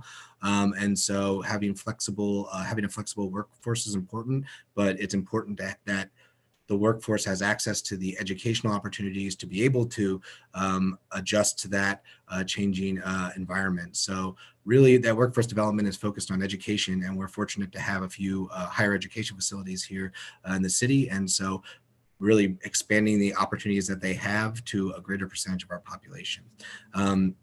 One of the big things that is covered in economic development is industry clusters. So that really tells you what you do as a community well. It's called an exporting industry. So for the city of Harrisburg, you can see that dotted line there in the chart. We have public administration. That makes sense. We're the state capital, so we have a lot of government workforce here. But we want to make sure we're not too focused on that, because if anything were to happen to that, it may undermine our economic foundation. So when you're looking at industry clusters, we want to say, where are we strong and where are we weak, and how do we strengthen the strong things and bring up the maybe weaker aspects of the economy. Again, tourism, I think, is a big aspect that the city has, traditionally focused on events like Capona and Arts Fest and things of that nature, but growing that tourism by highlighting the unique aspect of our neighborhoods and of the culture that the city has is a way to grow that. So we're not just looking at the events we do have now, but at the events we could have in the future. And then finally, and this is kind of tied into the education and the workforce development, is the innovation districts. And how do we look at the places that we have here in the city of Harrisburg that might be underutilized and imagine the best version of them, and a version of them that is flexible and is adaptive and really kind of puts Harrisburg on the cutting edge of economic opportunity. So out of all of that chapter, here are kind of the big key issues. We do have a higher unemployment rate than the surrounding area, and the state and the nation. So we want to make sure we're trying to work on that to reduce that unemployment rate, to get people into gainful employment. We have 30% of the city's population living below the poverty line. That's obviously, a concern, and we want to make sure that through workforce development, through expanding education, we're able to give people good living wages that bring them up above the poverty line. And a focus, from a planning, land planning standpoint, is focusing on some of our aging commercial and industrial corridors, like North 7th Street, perhaps, or like Cameron Street, like North South 17th Street, where there's a lot of opportunity for new ideas and new businesses and new development to occur in these kind of vacant properties that we have. So out of the economic development chapter, here are the goals. Kind of covers a lot of what I've mentioned about business retention, expansion, and attraction, and what the city needs to do land use wise and policy wise to encourage these types of businesses and these types of industries to come to the city. Working on growing our arts, culture, and tourism section. You see there the Susquehanna Art Museum. We can certainly grow that section of our economy after COVID, of course. And then really kind of realizing our transformation from an industrial boomtown to kind of a post-industrial sustainable city. That's really kind of our challenge ahead of us over the next couple of decades. The next chapter is park, open, and civic space. Here are the ideas that were presented by the public. You see a lot of focus on parks and playgrounds and increasing our opportunities. One of the big things we heard, especially from the youth, was that a lot of our playgrounds and park space are geared toward younger children. And what do we need to do to ensure that there are attractive recreational opportunities as people grow older, as you get to be a teen, a young adult, and then into your older ages, and how do we expand those opportunities? A focus on sustainability and a focus on using our parks infrastructure as a way to address environmental goals as well as recreational goals. So here's just a little kind of cross section of our park system. It's a wonderful park system. It was handed to us in the Manning Plan by the City Beautiful movement, and we're lucky to still have it. There are a lot of cities that don't have something as great as Riverfront Park, and actually we just heard this week that we got Riverfront Park was awarded one of the great spaces in America by the American Planning Association. So we had submitted an application for that. And I think that speaks to the value that has and the benefit that it brings to this community. So we have a lot of great park spaces, but we also have park deserts that we need to address and make sure that we're providing access to these spaces to a greater percentage of our population. Here's a little bit about the functions of public space. And again, kind of talked about that, how we can use it for ecological stewardship and stormwater management, as well as social engagement and civic pride. And then here are the types of public space that we have here. A lot of times when we're talking about parks and open space, people think of something like Reservoir Park or a playground, but it's also our plazas and our civic spaces. And really the most famous of which here in Harrisburg is Market Square, but that's used for the CAT Transfer Center now, so it's not even really functioning to its full potential as a civic space, and really bringing more of those civic spaces where people can engage socially, especially in COVID. Making sure that we have these outdoor spaces, and maybe they're surrounded by restaurants where we're able to support restaurants and businesses in these civic spaces, in these public spaces, which will be important, as the city kind of emerges from the COVID lockdown, whenever that is. So out of the key issues here for the parks and recreational space, again, having resources geared toward younger children, but not older youth. Rebalancing our park space to address the park deserts we have. We kind of have a crescent that goes from about Hack campus all the way down the railroad tracks, then out east just north of Interstate 83, where we don't really have a lot of parks. And so there is that park desert, and we need to look at how do we bring park space into that area and make sure that we're doing it in a way that doesn't cost us in maintenance or in supervision of the other parks that we do have. One of the big projects that Council is aware of is the Paxton Creek project, which is, really ties all of these things together. It will reduce the flooding in that corridor, which will help economic development. It will bring in more ecological space, and it will introduce a north-south connection between two sides of the Greenbelt by a multi-use path. So this is obviously a large multi-year project, and it's perfect for something like a comprehensive plan because it allows us to kind of work on this a little bit at a time.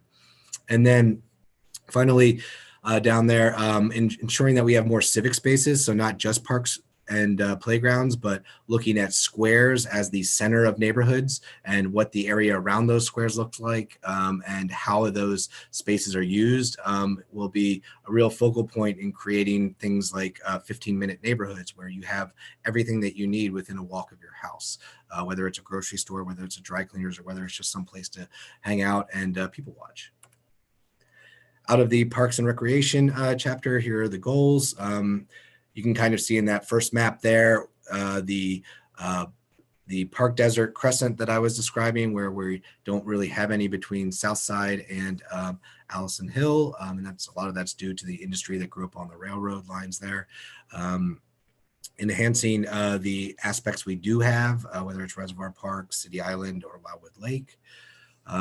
Working on promoting a culture. So it's not just creating these spaces. We want to make sure that we're encouraging people to use them whether it's going out for exercise, whether it's using Riverfront Park to commute downtown if you live uptown.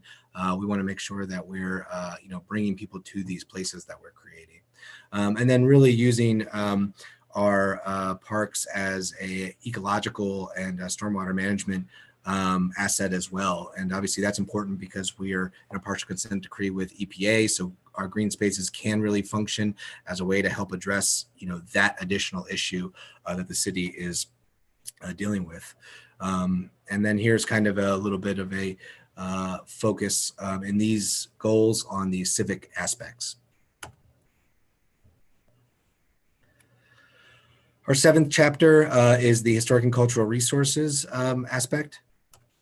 So here are the ideas that came to us from the public. And as you'll kind of note, we've already begun working on some of these. City Murals, Sprocket Mural Works has been a great partner in bringing public art to the community, and making sure we're expanding those efforts to all of our neighborhoods, and also using murals not just as a way to beautify neighborhoods or bring some interesting streetscape elements, but also to tell the story of those neighborhoods and to tell the story of the city of Harrisburg here. And then we've got incorporating Bishop McDevitt into Reservoir Park. While we're not physically doing that by combining those properties, the bridge project that is being proposed and that you've heard recently on the zoning map amendment will build an actual bridge from Bishop McDevitt up to the Civil War Museum. So in that way, it will be kind of meeting the goals of the plan here and what the public has really asked us for. Here's just a little bit of a timeline of the city history from when we were incorporated to the Civil War era, and then to our most recent adoption of our current comprehensive plan in 1974. So this is just kind of a little picture essay too of some of the moments of kind of Harrisburg's history as well. Here's a little map of the historic districts we do have here in the city, both municipal and national, as well as nationally eligible ones. So we do have a lot of the properties here in the city, especially as a percentage wise of our overall building stock is historic, and that provides both opportunities in having great attractive architecture, as well as challenges, because a lot of these buildings require a lot more money to bring them up to a state of good repair, and that can even be made more challenging by especially in the riverfront communities by the floodplain aspects that are introduced as well. In addition to our districts, we also have a number of individually listed properties, whether those are landscapes or whether those are individual buildings. We kind of have them all outlined here. And then here are some of the cultural resources that we have, from landscapes and view sheds to museums and galleries to the events that we do have here and memorials that we have in Riverfront Park. So out of the key issues, one of the major ones is, again, continued education, maintenance, and advocacy on the behalf of buildings, especially our historic buildings, to make sure that they're brought up to a state of good repair.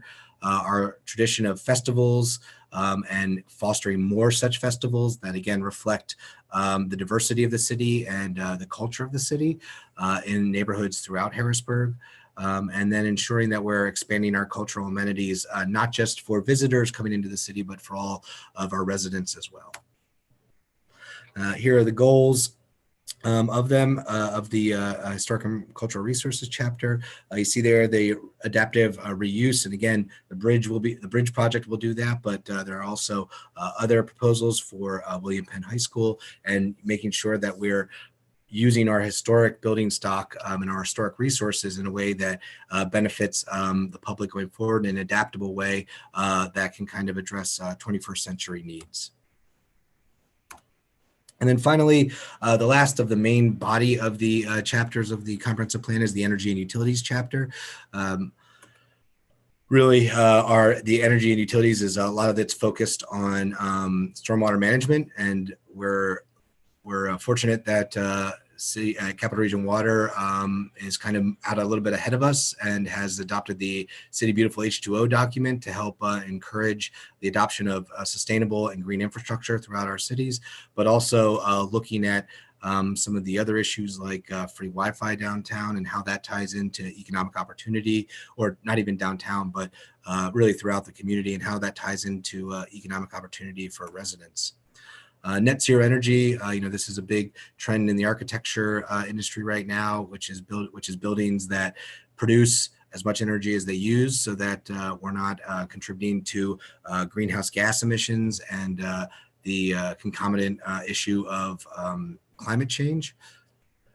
Focus on alternative fuel vehicles, and kind of this is a continuation of that autonomous vehicles that was mentioned during the mobility and access phase. As we transition out of a post-oil transportation network, what is the next step? Is it going to be in electricity, hydrogen, or something else? The combined sewer system, again, that's come up several times here, and that's because it's really a big component of a lot of different chapters here. As noted, we're under partial consent decree with EPA, so making sure our combined sewer system is working as efficiently as possible and is not contributing to combined sewer overflows into Paxton Creek or the Susquehanna River will be important, and we'll be doing that through the incorporation of green stormwater infrastructure throughout the city. And obviously we have the Harrisburg incinerator down in South Harrisburg. So making sure that that is working as efficiently as possible, and that is, providing both refuse removal as well as energy generation is important. And then telecommunication is really kind of a broader aspect, and you have the Internet of Things, where all of these aspects, homes, businesses, cars, are all going to be connected in the future. So of the key issues here, two of the big ones are we need to take a proactive approach to renewable energy, whether that's through finding ways to promote solar panels or wind turbines here in the city, or things like sustainable district heating and cooling systems is important. And then making sure our combined sewer system is working as efficiently as possible. And really that's going to require a lot of green infrastructure. So out of the energy and utilities chapter, here are the goals. As a state capital, we are, maybe a higher profile than other cities of our size. So it's important that we become a municipal leader to both Pennsylvania and to the country overall in promoting sustainable energy and developing policies to adopt that, and then kind of transitioning the city to that kind of digital future, if you will. And then again, the issue of stormwater management is really kind of evergreen and throughout the city. So the final chapter is the integration and implementation chapter. And what this chapter is meant to do is tie all of those other chapters together and show how the projects that would come out of this will support multiple goals, objectives, and action steps from different chapters, how they tie together and become self-reinforcing as opposed to maybe working at odds, and then what the implementation of those looks like. How these larger projects will roll out, what are some of the near-term and short-term projects that we can do, how does the public get engaged in some of these, like the Paxton Creek project will be largely government-led, whereas a lot of the other ones like the cultural resources, for example, can really be started maybe tomorrow, if we didn't have COVID, by just empowering our citizens to really be able to express themselves as much as possible. So having this relationship of not only within the document of the different chapters and the ideas and goals to one another, but also the relationship of this document to adjacent municipalities, to the Dauphin County Comprehensive Plan, and to things like our Vision Zero proposal. So making sure these are all working in lockstep with one another and not at cross purposes. And then eventually in the table at the end, or in the document at the end, there is the implementation table, and it kind of speaks to where some of these goals and action steps occur citywide in specific neighborhoods, and how they tie in to one another. So this will be really the implementation table will kind of lay out, give us guidance as to prioritizing projects, prioritizing funding, and putting these into order between short-term issues and longer-term projects. And with that, that's kind of a synopsis of the document as it exists right now. Here's a timeline of the process moving forward. Again, we had 2 webinars to the public that covered a lot of the information I just covered in that presentation. Those were on September 14th and 16th. After that, on September 17th, the Harrisburg Planning Commission held a meeting to vote to forward this document, present this document to you, City Council, which again kicked off the 45-day minimum public review period. The resolution for this comprehensive plan was first presented to you all on October 19th or October 9th. And we just today distributed the hard copies to the adjacent municipality, the school district, and the county. So this, can serve as the beginning of the 45 days. And then as noted there, tonight's workshop session presentation, a 45-day public window from today takes us to December 4th.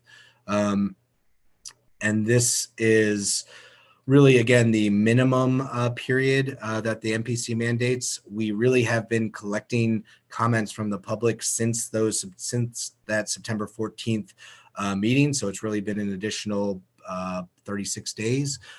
We've been getting comments through the comp plan email address, which is compplancomments@harrisburgpa.gov.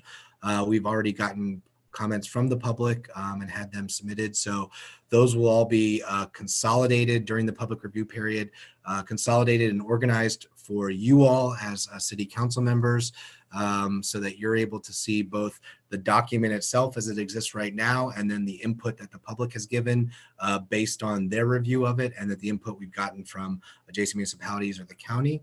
After that, you guys will schedule a public hearing. And that's an opportunity again for the public to comment on the document in addition to the public review period. You are not just limited to one public hearing, but you do have to have at least one per the MPC, so you can have as many as you'd like.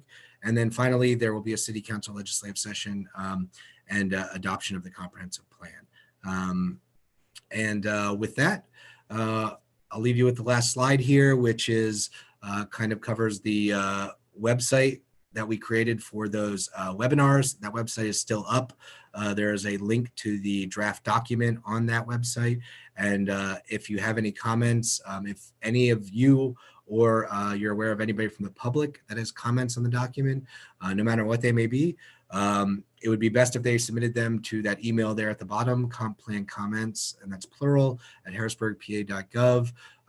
That will assist myself in consolidating the comments we get from the public and organizing them.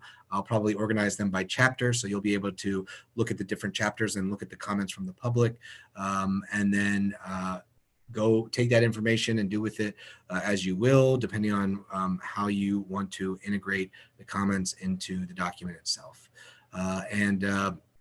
As noted, I have with me tonight Lauren Good with Wallace Montgomery. That's the company that did the copy editing of the initial draft of the document. And then I know Ann Merrick is here on behalf of the Planning Commission, and I guess Councilwoman Green is also here on behalf of the Planning Commission. So I'll be happy to answer any questions you may have.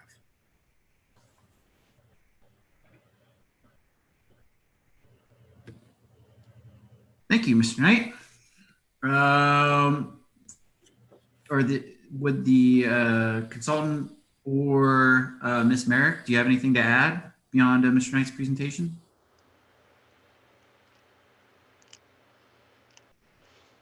This is Lauren Good. I'm the consultant with Wallace Montgomery. I just wanted to thank Jeffrey for providing such a comprehensive overview of the project, and we look forward to hearing any public comments and then finalizing this document for you. Okay. This is Ann Merrick. Just want to echo Lauren's comments, but thank Jeff for the time that he took to put that presentation together. He also worked really hard to put together the public webinar presentations that we held last month as well. So it's really been a long and tenuous process that we've been going through on our end. And I think I can speak on behalf of my fellow planning commissioners that we are very pleased to have arrived at this point where we finally felt comfortable voting on a draft to present to all of you. And so I hope that we can continue to move things forward and engage the public a little bit more, get this fresh on their minds, but just arrive at a place where we now have an updated document that can really benefit the city. We're at a very crucial time, I think, in the city with a lot of development underway. And so having this document in place is really important for us as a planning commission to sort of guide what's happening. Good. Just because of her role on council and the planning commission, Councilperson Green, anything you'd like to add? Not too much, just thank you to the Planning Commission, to my colleagues on the Planning Commission. Thank you to Jeff and the Planning Bureau. I know for a good portion, he was the entire Bureau. So thank you for all your time and effort. Thank you to the community for coming out, for following up on this.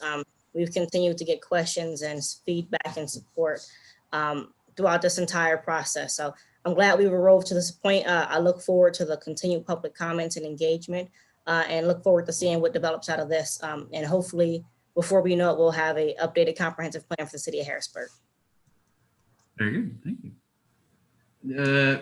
So one question I have is, out of curiosity, when would the city have to draft a new comprehensive plan?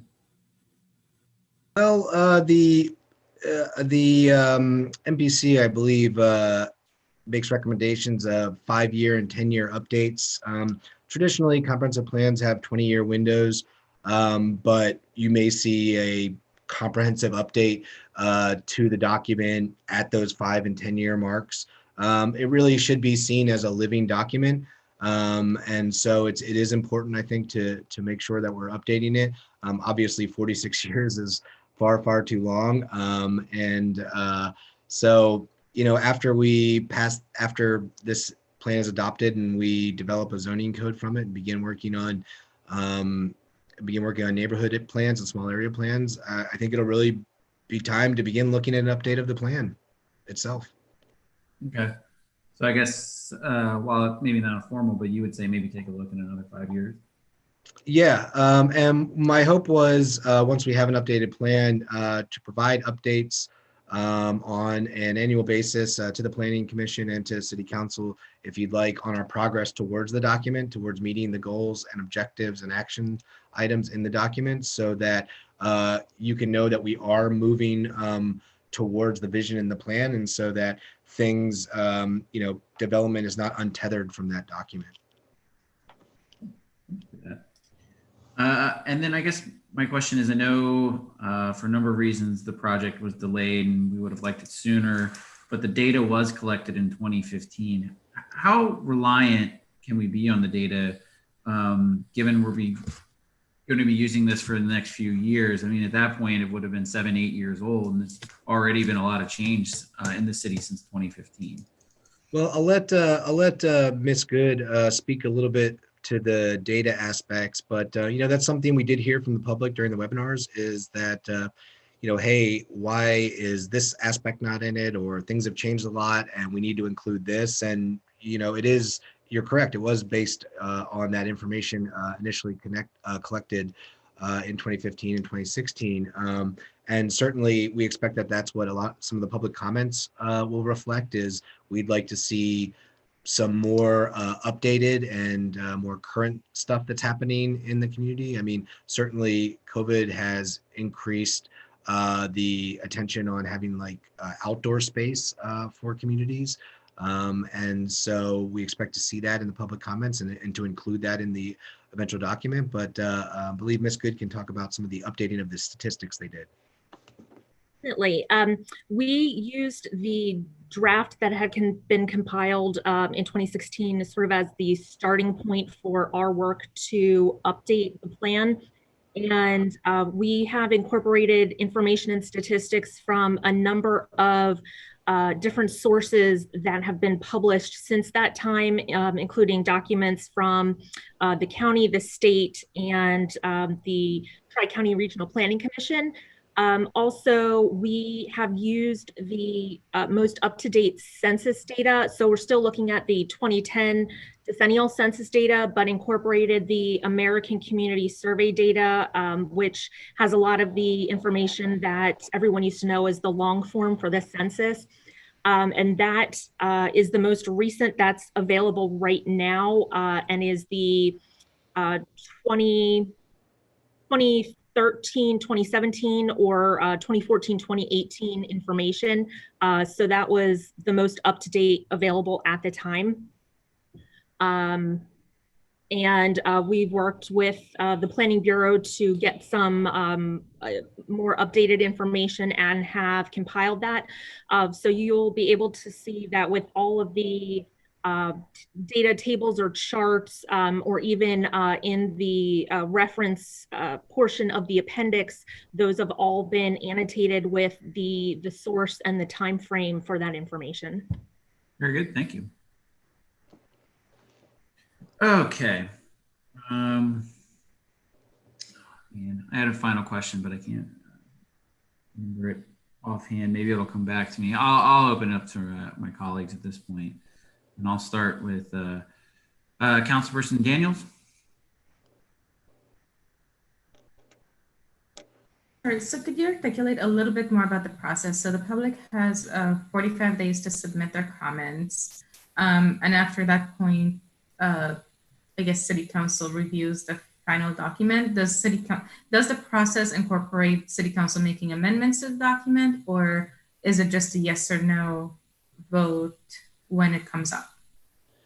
So what will happen is you guys will have the document as it exists today, as kind of the foundation, but then you will also have the comments from the public, and it will be up to City Council to decide which of those comments should go into the document, maybe which shouldn't. You could decide to say, put everything in there, and then Wallace Montgomery would work on the integrating the comments into the document and doing final editing and revisions on the document. And then that would be the final plan. You could do, for lack of a better word, like a line item veto and say, we like these comments, we don't like these comments, and then we'd put those in. Or you could say, we don't want any of the comments in. So it would really be up to City Council about which comments go into the document. So then the comments come in kind of like as an appendix almost? Yeah, I think you could look at it that way, sure. The council can also reject any part of the proposed plan. I mean, that it has the ability to do that as well. Ultimately, it's the ultimate vote on what components of the plan you think meet the needs of the city. After you have a public hearing and get that input, there'll be both written comments. There's at least one public hearing, but whether that leads you to have more public hearings, I think depends on how the council weighs the input that comes from the public. So, you can accept it as is, you can amend it, you can accept part of it, you can reject the whole thing. Those powers are under the MPC with you. So you're really starting the next phase of this process. Okay, so does the comprehensive plan work as it? I'm just figuring out on our end, it works administratively as an ordinance. It's not like a different type of document. So we introduce amendments the way we would normally introduce an amendment on an ordinance. Well, we haven't done it in 46 years. So, I think we're figuring out with motions and what the best way to do it is. It's in here with a resolution, which is normally not amended, but the exhibits can be amended, and council basically has motions related to that as we go forward. Okay, so I think maybe that's something we probably need to figure out before we vote on it. Okay. Okay, so I think, and yeah, for me, I only have like process questions. Thank you. Would you like me to come back to go over your process questions, or? No, that's it for now. Okay. All right, Councilperson Majors. Thank you. And I appreciate all the hard work of Wallace Montgomery, the Planning Commission, Ann, who's on the call, and as well as Councilperson Green. Having I don't know, this process has been a long one, and I'm glad we're finally at this stage. But as was mentioned, I don't know, I'm a little concerned about the data since it is already 5 years old. And I guess one of the first questions I have is for Neil, just because this keeps continuing to come up regarding the litigation that we were in or currently in, still over I guess with the contractor that began this process. How does that impact, or does it have any impact on how we move forward with components of this comprehensive plan? Or yeah, I'll stop there. So we have two pieces of pending litigation related to the prior contractor. I can't comment much on them. They're ongoing. There's been, multiple filings in both matters. From our view, unless a judge says otherwise, it doesn't affect what you're doing. The MPC affects what you're doing. The state legislature told you how to move forward with a comprehensive plan. It's a public document paid for with public money. And it's for what's best for the city in general, that the council is vested with authority to determine for planning purposes. Okay, thank you.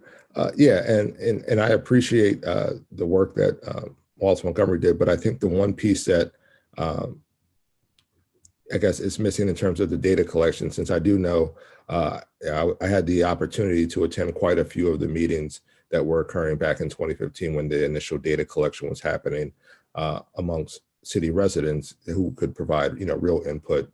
As Jeff mentioned, you guys were at, Capona Fest with charts and graphs and asking people questions. You had the survey boxes.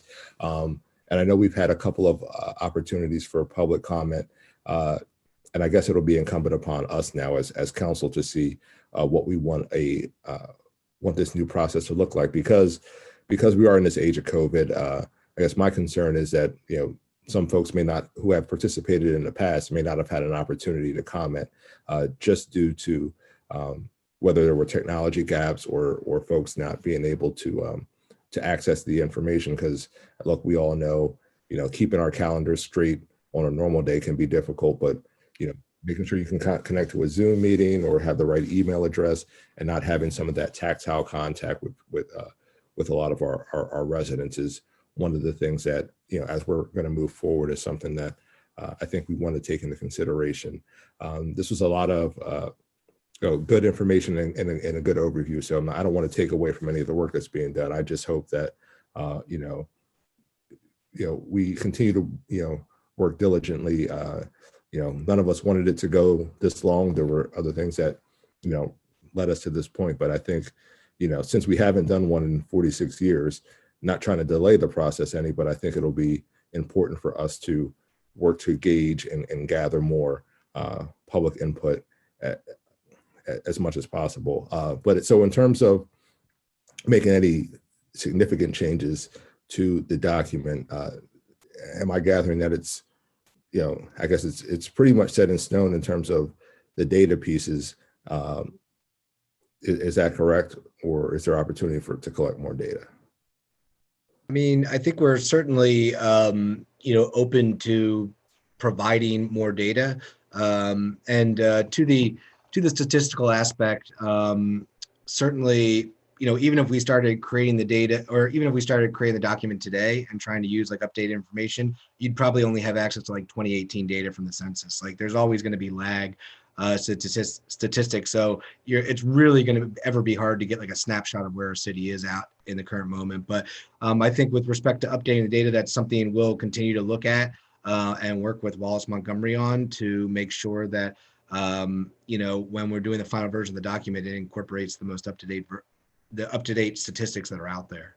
Okay, yeah, and on the statistics piece, I get, right. Any stat that you get is always going to have a little bit of lag. But some of the comments and concerns that I have are just about the public participation, right? Not the stats we can pull from Tri-County or the American Community Survey. It's some of the responses that we got from residents showing up, and even if they're providing an anonymous comments just from residents at those events. I just want to make sure that residents have an opportunity, because we do see a lot of turnover in the city of Harrisburg. While we stay, relatively around that, 45 to 50,000 people, then those individuals that make up that, we seem to change, 10,000, every, 10 years or so. So, 5 years probably have had, a few thousand people transition in and out of the city. So just want to make sure that, there's opportunity for those folks to provide input. And I guess, that'll be up to us in our public comment period. So thank you. And I look forward to going through this process and receiving comments from the public and really digging into this plan another time. So thank you. And Councilman Majors, if you have ideas for how to expand the outreach for the document beyond online, especially in the COVID world now, I'm not exactly sure what those would be, but the Planning Bureau's more than willing to pursue those. Absolutely, I'll reach out. Thank you. Thank you. Councilperson Allett. Thank you. I don't have any questions at this time. I'll look forward to going through the public process and hopefully moving towards some completion of this long-awaited process. President Williams. I don't have any this time as well, Mr. Mattson. Councilperson Green already commented, but Councilperson Green, any additional comments? No, I don't have any additional comments. Thank you. Councilperson Bowers? Thank you. I did participate in the public webinars that were held last month, so I did get to hear some commentary from members of the public, but it's finally here. So I hope that people will participate in the public comment period. I hope that they will be present during our hearing and offer serious feedback. But I think I do have an idea, Jeff, just to sort of condense the information in like a bite-sized pieces, maybe for each chapter. So I'd like to talk to you about that. Maybe we can come up with something. Sure. Thank you. Great. Okay, well, with that, were there any additional questions, concerns? Okay, well, I want to thank everyone for a lot of hard work on this document. We're eager to get it approved, but we do have to do our due diligence and take a hard look at it and get that input from the community. So any ideas and suggestions, please share them with the administration. And if you could copy me on them as well, so I can see what the feedback is from everyone. And with that, we will call the Community and Economic Development Committee's portion to a close. Councilman Madsen, I just want to put one more plug in for the email address. It's comp plan comments, COMPLANCOMMENTS @harrisburgpa.gov. Very good. Thank you. Thank you, Mr. Mattson. We will now move on to Public Safety Committee. Councilmember Chair of that is Ms. Green. Thank you, President Williams. You're welcome.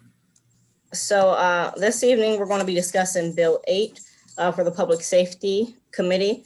Bill 8 is an ordinance amending Part 5 of the Administrative Code under Chapter 2-500, adding Chapter 2-515 to establish a Citizens Law Enforcement Advisory Committee. So over the past several weeks, we've been having discussions on Bill 8 and amendments. Last week during our legislative session, we made amendments to Bill 8. So tonight we'll discuss, we'll have the opportunity to discuss Bill 8 with those changes and to see if there are other changes that we see fit that need to be made.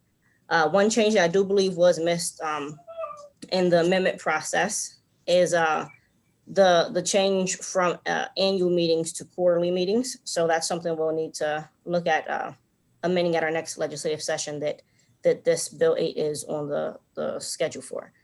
But I do believe we have some public comments on Bill 8. So before we get into our discussion, I'd really like for us to be able to hear those public comments so we could take them into account during this discussion. So Ms. Houston, if you could read any public comments that we have on Bill 8 for tonight's meeting, I would appreciate that. Okay, here we go. Hang on one moment for me.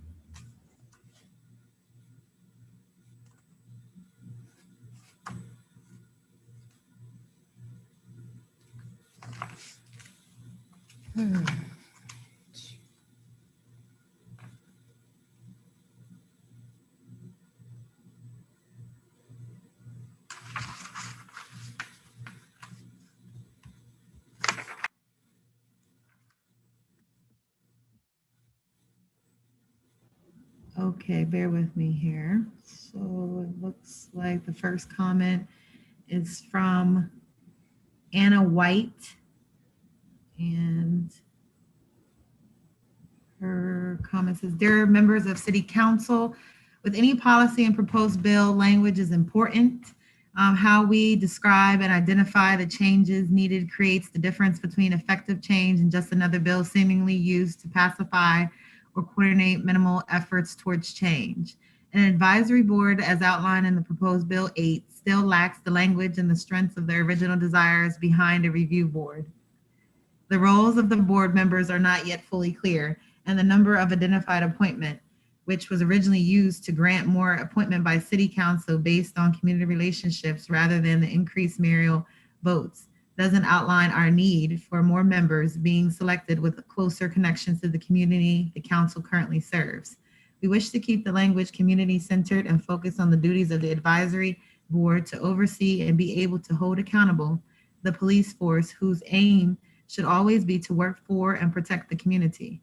Decreasing the accountability does not create a board that can hold that accountability to its fullest extent. The language should reflect that. The accountability should reflect the community as priority, and the responsibility should be placed on more citizens than mayoral appointment in hopes of keeping the board as community-based. It is necessary to move the agenda forward with citizens' concerns being outlined as priority as we consider how law enforcement can be held accountable as well. Thank you for your service and your prompt attention to our concerns. Sincerely, A. White of the 100 block of North 13th Street. The next comment is from Winnie O. She says, dear members of City Council, the community has reviewed your proposed changes to Bill 8, and we would like to say that on Bill 8, language matters. The naming convention of this body has been addressed.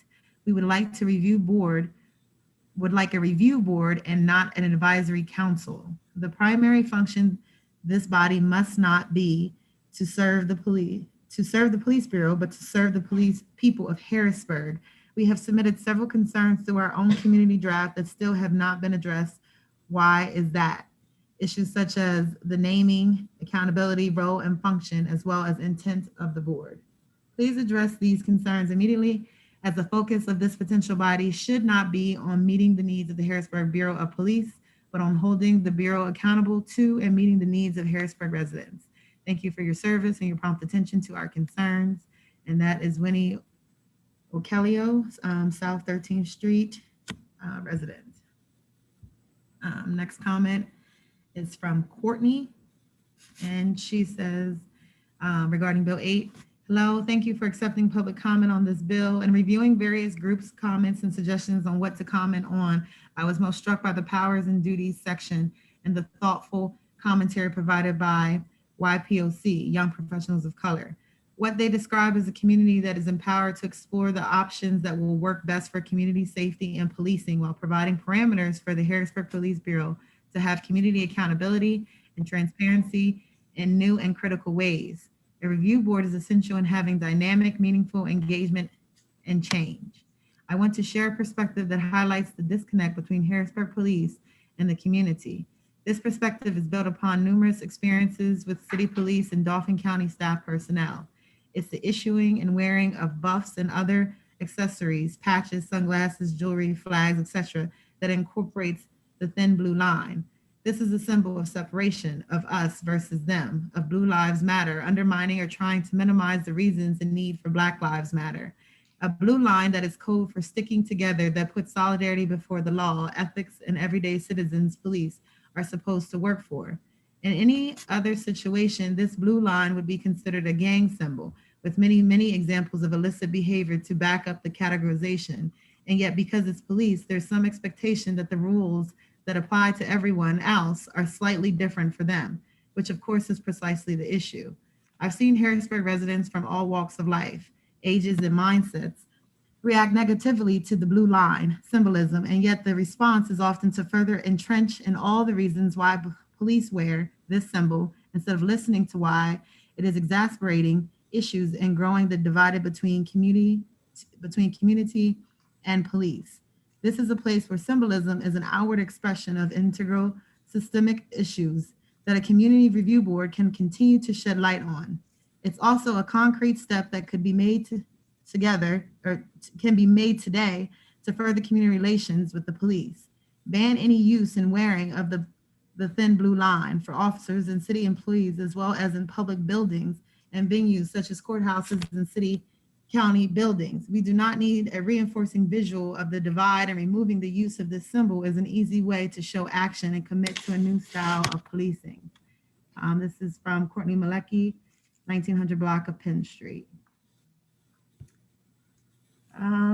The next comment is from Teresa Collins. She says, "Dear members of City Council, the community has reviewed your proposed changes to Bill 8, and we would like to say that on Bill 8, language matters."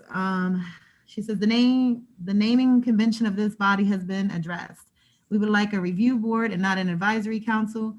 The primary function of this board must not be to serve the police bureau, but to serve the people of Harrisburg. We have submitted several concerns through our own community draft and that have still not been addressed. And she specifically, this is similar to one that I already read, but this one specifically lays out certain things. First bullet point is focus on accountability, whereas the council recognizes that to fulfill those goals, the noticeable trends in police misconduct, excessive force, abuse of power, bias, and systemic racism must be identified and investigated by members of the community. The next bullet point was focus on intent. This is to improve the accountability of law enforcement officers and the transparency and accessibility to public information. The next bullet point is focus on original appointments. The original board shall be composed of 5 members appointed by the city council and 2 members appointed by the mayor, each of whom must be confirmed by a majority vote of the council. Please address these concerns immediately, as the focus of this potential body should not be on meeting the needs of the Harrisburg Police Bureau of Police, but on holding the Bureau accountable to and meeting the needs of Harrisburg residents. And this again is from Teresa Collins of Uptown Harrisburg. The next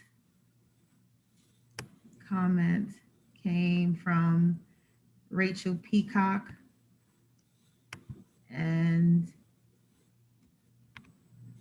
she said, "Good afternoon again. My name is still Rachel Faith Peacock. She still resides at 1700 block of Fulton Street." She says, "Here I am writing to you again. Why? Well, because of it's time for home rule in Harrisburg City.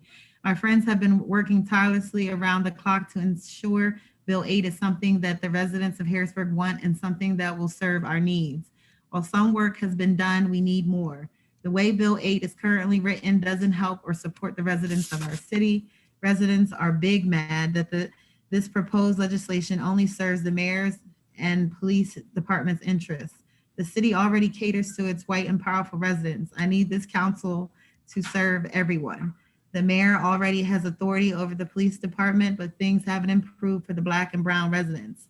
The current bill states that the advisory committee should be meaningful and impactful for residents. I would be remiss if I didn't note that the city solicitor has made a strong case for home rule for the city of Harrisburg. If the city requires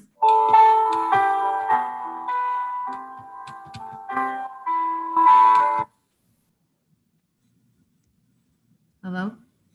Yes. Are we done? I'm sorry, that was a little funny. Okay, anyway, excuse me. The city of Harrisburg, home rule, please interact. Now I lost my train of thought, back to, okay. The current bill states that the advisory committee should be meaningful and impactful for residents. I would be remiss if I didn't note that the city solicitor has made a strong case for home rule for the city of Harrisburg. If the city requires a home rule charter in order to provide an actual citizens review board that can provide real oversight to the way the police interact with our community, then let us have home rule. The city of Harrisburg has considered this type of municipal designation as recently as 2018 in regards to our Act 47 status. We would like to know the council's position on pursuing home rule for Harrisburg going forward, particularly as it pertains to forming a community review board that has the power of police oversight that the people of Harrisburg demand. The residents of Harrisburg should be the council's top priority. I demand an actual and active oversight body. We know that an advisory board is an empty gesture to a city demanding real change. We know that the city council already can perform the functions of this board if it so chooses. The residents of this city pay the paychecks of the mayor, council, and the police department, many of whom do not even live in our city. We work hard to pay taxes that pay your bills, and in return, we only ask for you to do your jobs and work as hard for us as we do for you. We need you to serve the city and rewrite the bill to include our requests. We, the people, need you to step up. Can we count on you? Rachel Faith Peacock. The next comment regarding Bill 8 is from Kamika Campbell. She says, dear members of City Council, is it time for home rule in Harrisburg City?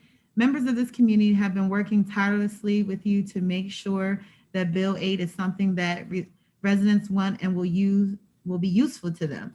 We thank you for your hard work on this proposed legislation. We have carefully reviewed the amended Bill 8. While we recognize the progress that has been made, we also would like to make sure that we keep moving forward. Please address the following concerns with the current version of this bill. Harrisburg residents are not pleased that this proposed legislation only serves to assist the city council in exercising powers that they already inherently have. But we do understand why. Essentially, the council and the mayor already have police oversight power. Given past experiences, we do not believe these powers will be extended to this advisory committee in a way that will be meaningful and impactful for residents. We would like to note that the city solicitor makes a strong case for home rule for the city of Harrisburg, given that the city has considered this type of municipal designation, which I also have already previously read. But so I'm going to jump down to a few of her bullet points here. She says, now on to some of the finer points of this bill. 1, please explain and include in Bill 8 what areas the police district represents, where members of this advisory committee must reside in order to serve. This information is not readily available for residents. Do they correspond to neighborhood designations or something else? 2, if city council already has the power to do what is outlined in this proposed legislation, what is an advisory council needed at all? Why? How will this body be able to hold the city council accountable for acting or not acting on the information and recommendation that comes out of this council? The mayor, 3, the mayor still has 3 appointments on this advisory council. Since the mayor is already in charge of the police department, why is this needed? This provides more power to the position of the mayor and the police department and less to the community. 4, we would like to overemphasize once more that the language in this bill should be written to serve the needs of the residents of Harrisburg and not the Harrisburg Bureau of Police. It is clear that members of the city council, namely President Williams, as she discussed last week, have a pro-police bias that does not always represent the needs of the citizens of Harrisburg. Lastly, Harrisburg residents are at the top of the organizational chart in this city. We demand an oversight body and not just an advisory committee to the city council, who already has the power to do what we are asking this proposed body to do. How can we make that happen? If this bill is better than we can do, if this bill is the best that we can do, we need to consider other options to meet the needs of Harrisburg residents. Thank you for your service and your prompt attention to our concerns. Kamika Campbell of the Shipoke area. And then we just have 2 more. And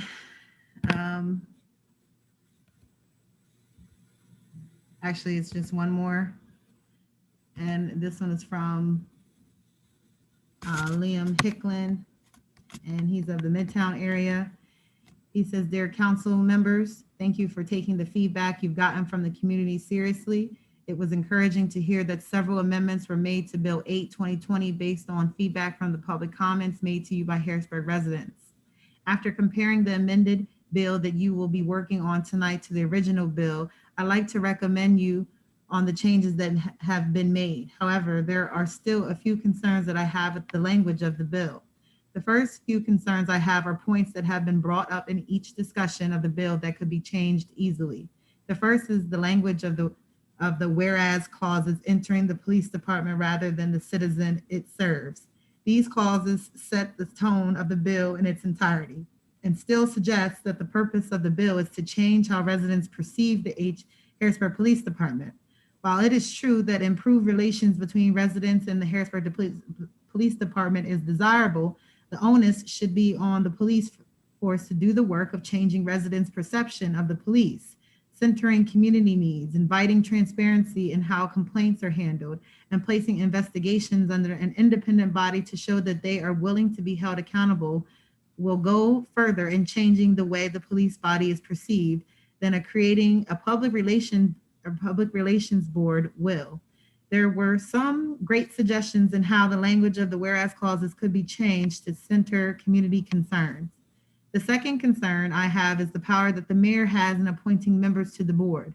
While adding 2 additional posts dilutes this somewhat, we should still like the mayor to appoint no more than 2 of the members. The bulk of the position should come from city council. The amendment that Council Member Bowers proposed regarding the mayor and city council to seek the input of community organizations and the selection of committee members is an excellent addition. The third concern that I have is the name of the board. While I understand Solicitor Grover's assertion that the name of the body will not affect its duties, to make this simple change will reflect the desire of Harrisburg residents. I don't believe that it will be so misleading that members of the body will believe they have been vested with powers that they do not, in fact, have. This brings me to my more involved concern. I understand that Harrisburg was considering seeking a home rule designation in 2018. Since Solicitor Grover brought up the limitations to our city's autonomy in establishing an actual review board and claimed that since we do not have home rule, we can't set up anything that is not expressly allowed by the state, I wondered where the city council stands now on establishing home rule in Harrisburg. Additionally, though I understand the council's declaration last week that the committee itself would hold no real power beyond advising city council and the mayor on ways to proceed in holding police accountable, it was disheartening to hear that the board itself will not have independent powers. Hopefully, if the bill passes and a body is formed, city council members will act on the recommendations of the body. We will be paying attention. Thank you, Liam Hicklin of Midtown. And those are the only comments for tonight. Thank you, Ms. Houston. So now that we've listened to the comments from the public for tonight, I figure we can continue this discussion that we have been having on Bill 8. Some of the main points that we really heard tonight and throughout is concerns about the mayoral appointments, with the mayor having 3 appointments to the advisory committee and city council having 4 appointments. So that's something we can discuss tonight. I know we discussed the board name last week. That's something else we can discuss. And then tonight there was a lot of discussion about home rule. So maybe we can just get some information on the solicitor about the process for us to even explore home rule or what that would mean. So any questions so far from my colleagues? Could we get a comment from the mayor on his thoughts on the amount of appointments that the mayor has to the board?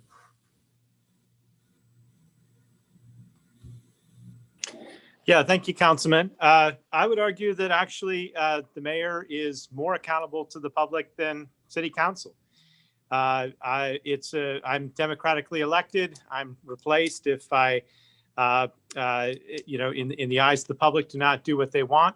It's harder to change city council. If you'd have to elect a majority of folks if you want to change the majority of a board on city council. So I think also historically, there's always been a balance in the appointments between the executive branch and the legislative body. So I'm in favor of having as many appointments as City Council would deem appropriate. Again, I think ultimately change in the mayor's office is easier to achieve than change in the majority of City Council. Well, hold on, Mayor. On that point, we're all democratically elected. So every member of City Council is democratically elected. We run every 4 years, similar to the mayor, which runs every 4 years. Granted that there are 4 seats open every 4 years for City Council, then 3 years in another. But, we're all democratically elected. Folks can run for City Council. We can be replaced we can be replaced as well. The only point there is that there's only 1 seat when you're running versus 4 seats. So, but I think council has seen quite a bit of turnover in the last few years. So I think it's just as easy, and we are also as accessible as the mayor is. I don't think there's been. I know my fellow council members try to be as open and honest and transparent and available to the residents of Harrisburg as you. So I think we can negotiate and have conversations on what the appointments look like. But I'll in terms of that, I just got to push back a little bit. And I think council, we are taking all of this very seriously. And I'll reiterate comments that you said. You'll sign anything that we pass. So we're just trying to work to, we're all trying to work together. We're all democratically elected. I think everyone in here is registered as a Democrat, but we're all trying to achieve the ends of working to improve the relationship between our police force and our residents. The one piece that I think that is missing from this conversation, only just so we can have the dialogue.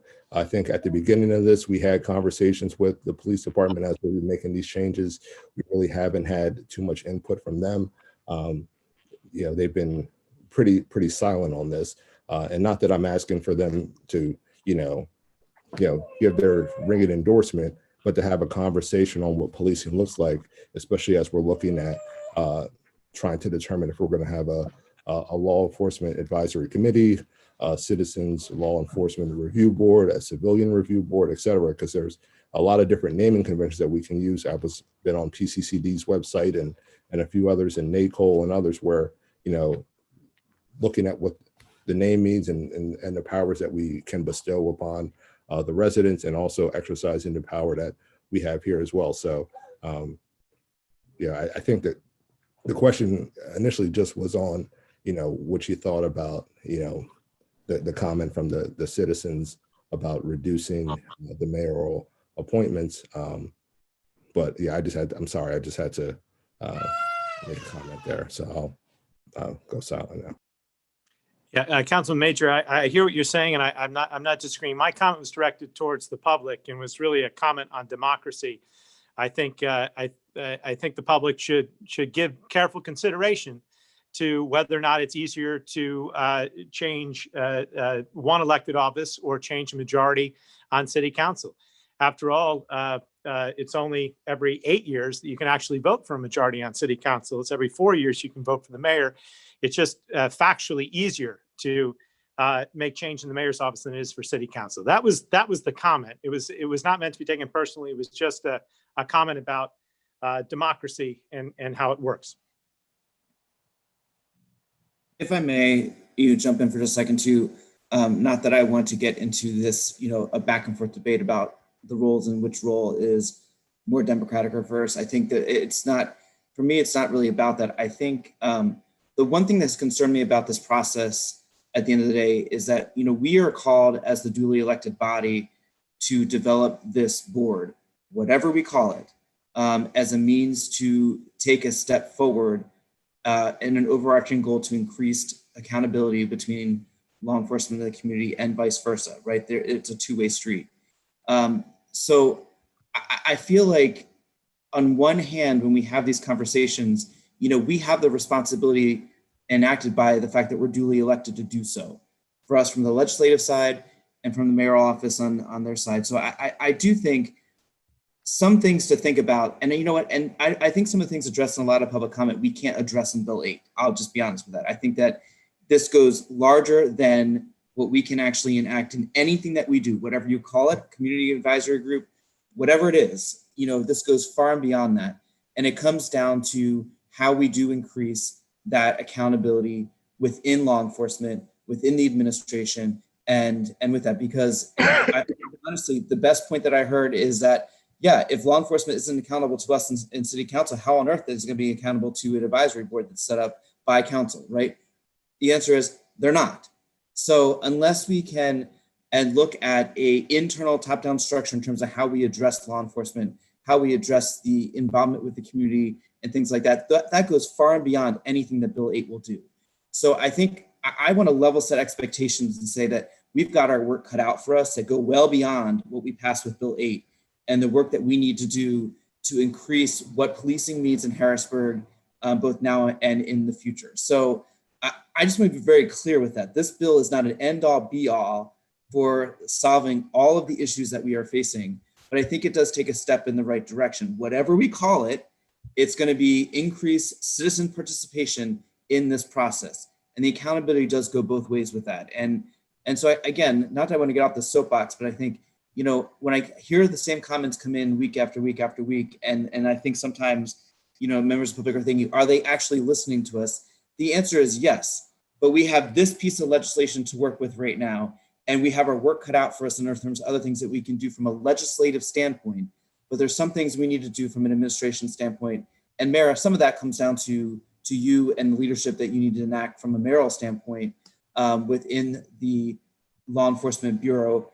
And then the last and final piece, which has nothing to do with Bill 8 or nothing to do with the mayor control, is the fact that we have a contract that we are bound to other FOP that we need to look at and figure out how that can also work to the advantage of increasing law enforcement accountability. So there is multiple levels to these conversations that go so far beyond just simply the passage of Bill 8.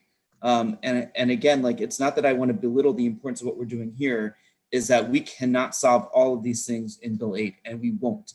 But I think we have to take a very important step forward in terms of what we can do to increase that community participation in this process, to make sure that we are attacking kind of an overarching issue that we know is both a national problem and a localized problem that we know we want to deal with. So I'll stop there. I would like to comment though, because I think, I think there are some issues that are, a lot of the comments don't really, Bill 8 isn't going to address them, but there are a few of them that we already were able to address on our own, and we just have refused to do so. So, you know, whether the police are meeting, the kind of relationship the police have with the community is completely dependent on the employer of the commissioner, right? Which right now, the direct supervisor is the mayor. So if the kind of relationship that police have with the community is significantly based off of your management of the police department, or your oversight, I should say. The other part though is, you know, the collective bargaining agreement is a huge, is the biggest tool that we have, and council over the years has refused to tell Labor Council what provisions they would like to see included in those contracts and what they want Labor Council to advocate for them. So when Labor Council goes in, all they go in with are the priorities of the mayors and knowing that they want the cheapest contract. That's all they have. So, you know, we have some responsibility in the fact that the collective bargaining agreement doesn't reflect the interests of councils as much as it should, because we have facilitated a system that allows us to then just have a yes or no vote at the end of the discussion, rather actual input at the beginning of the discussion. So, you know, I think, you know, there's a lot of failure to go around.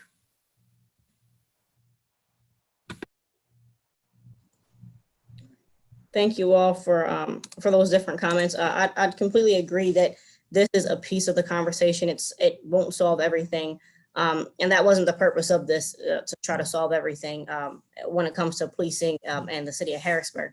It was supposed to be a beginning point, a conversation point, something that we can start the process with, and then keep the conversation going to make sure that we make the reforms that we need to see the type of policing we want to see in Harrisburg. We often talk about community policing, community precincts, and things like that. But over the years, it's kind of been, sorry, my dog's shaking. It's kind of been a conversation point. It's kind of been like this idealistic thing. But even when we make steps supposedly to move towards that, it doesn't seem to turn out that way.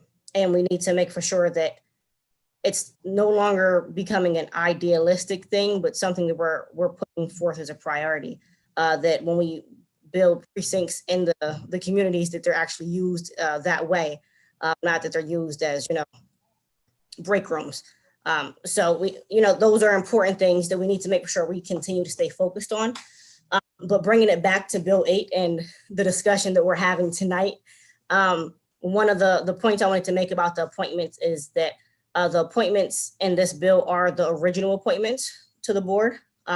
Any future appointments will be made, recommendations will be made by the board itself and then sent to council to be voted on and either confirmed or denied.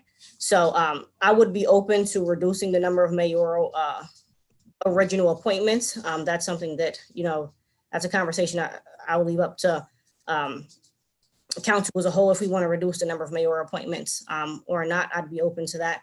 I do believe that balance is important. Councilman Mattson, looks like you have something to say.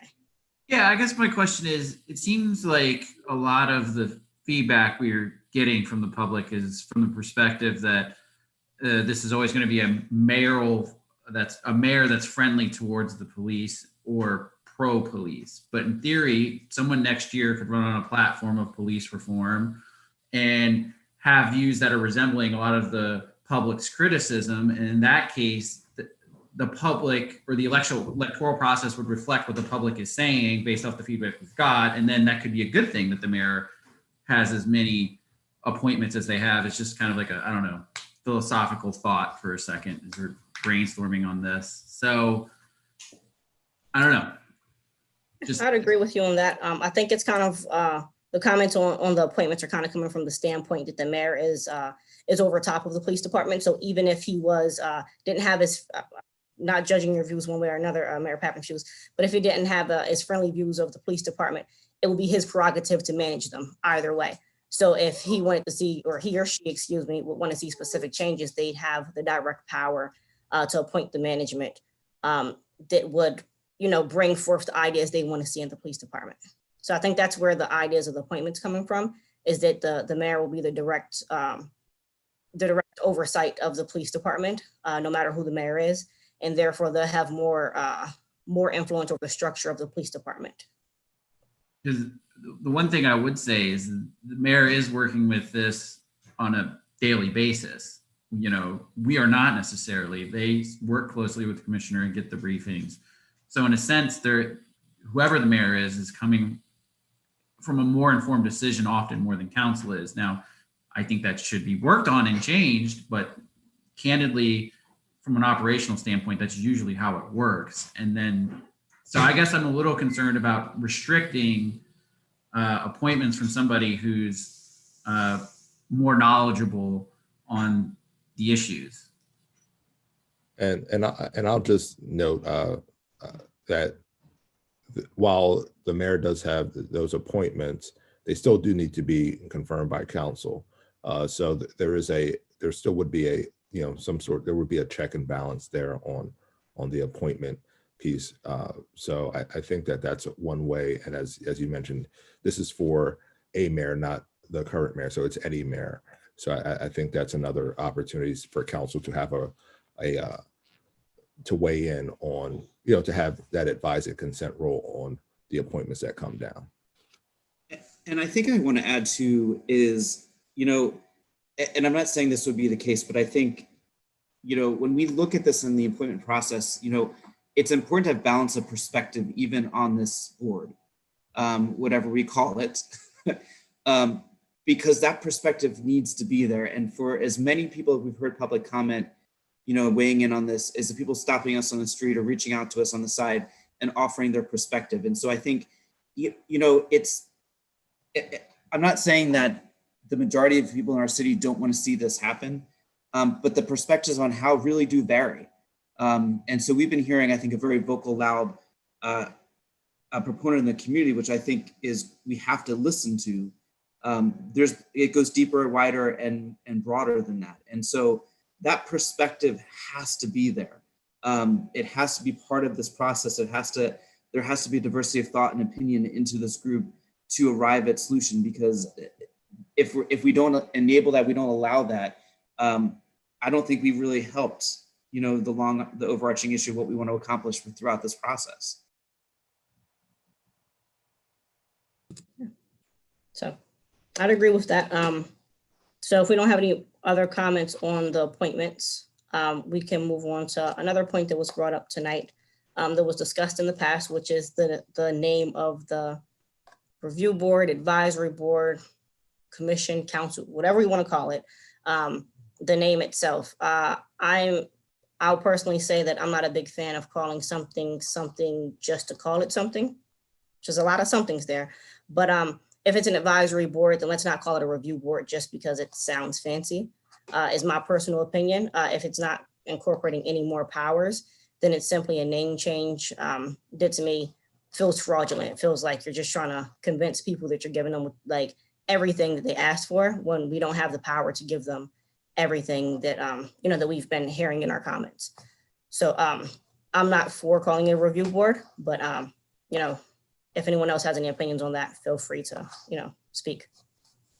Could we just get, I know Neil's chimed in on it before, but I guess from a legal standpoint, would there be any liability? Could the bill or resolution be challenged because of a name change? Because from what I remember from Neil's comments before, it was largely that, well, it just wouldn't be fair to the people that wanted to serve on the board because it would give the impression they have more authority than they actually do. So is there an actual legal liability associated with the name change? Well, the question is there a legal entanglement from my perspective? And I say that thinking past my tenure and your tenure and the mayor's tenure. If, when we try to figure out why something's on the city books from 20 years ago, it's often a challenge to know what the conversation was when it was formed. So if you call it something that it's not, at some point, no one who was there, who put it together, is going to be able to answer that question. And so again, you can call it as you wish, but if the board believes it's something that it's not because of the name, and I'm talking not in 2020 but in 2035, you do get an entanglement where someone could ask a judge to resolve that question because of the name of the board and the body of the law and the name of it seem inconsistent with each other. I think there's other names that can come together. It doesn't have to be this name, but part of my job is to prevent inadvertent entanglements of the city of Harrisburg in the courts, because of craftsmanship and wording. I mean, that's part of what I do. So thanks. I guess from my perspective is if there's not I'm open to any name we want to call it. Candidly, from my perspective, names are important, but at the same time, it's more important what's in the resolution or bill and what it actually does versus the name. So we know there's lots of bills out there that get passed at the federal level that have freedom or patriot or whatever in it to make it sound sexy or enticing, and it could have policies that are not necessarily beneficial or helpful or even patriotic. So just my 2 cents on that. All right. So I'll leave it up to any other council members if they would like to make that amendment when this is on the legislative agenda. I won't be personally making that amendment, but if someone else wants to make it, I'll leave it open. Ms. Green. Yes, President Williams. Okay. Usually boards are done through an ordinance from the administrative office. Most of your boards are regulated through the mayor's office and through the solicitor's office. We as council have done committees or councils who address the issues and then come back to us. They are under the auspices of city council and they have to report to council. Most of your boards do not report to council, only give us an update of what is happening on those particular boards, or gives us a plan as to what they would like to see council incorporate. So Neil, I have a question on that end about the fact that it wants to be a board instead of a council or a committee. Does council have the power to do that? So so whatever you call it, it's advisory. That is the power that you have under the optional third-class city charter law.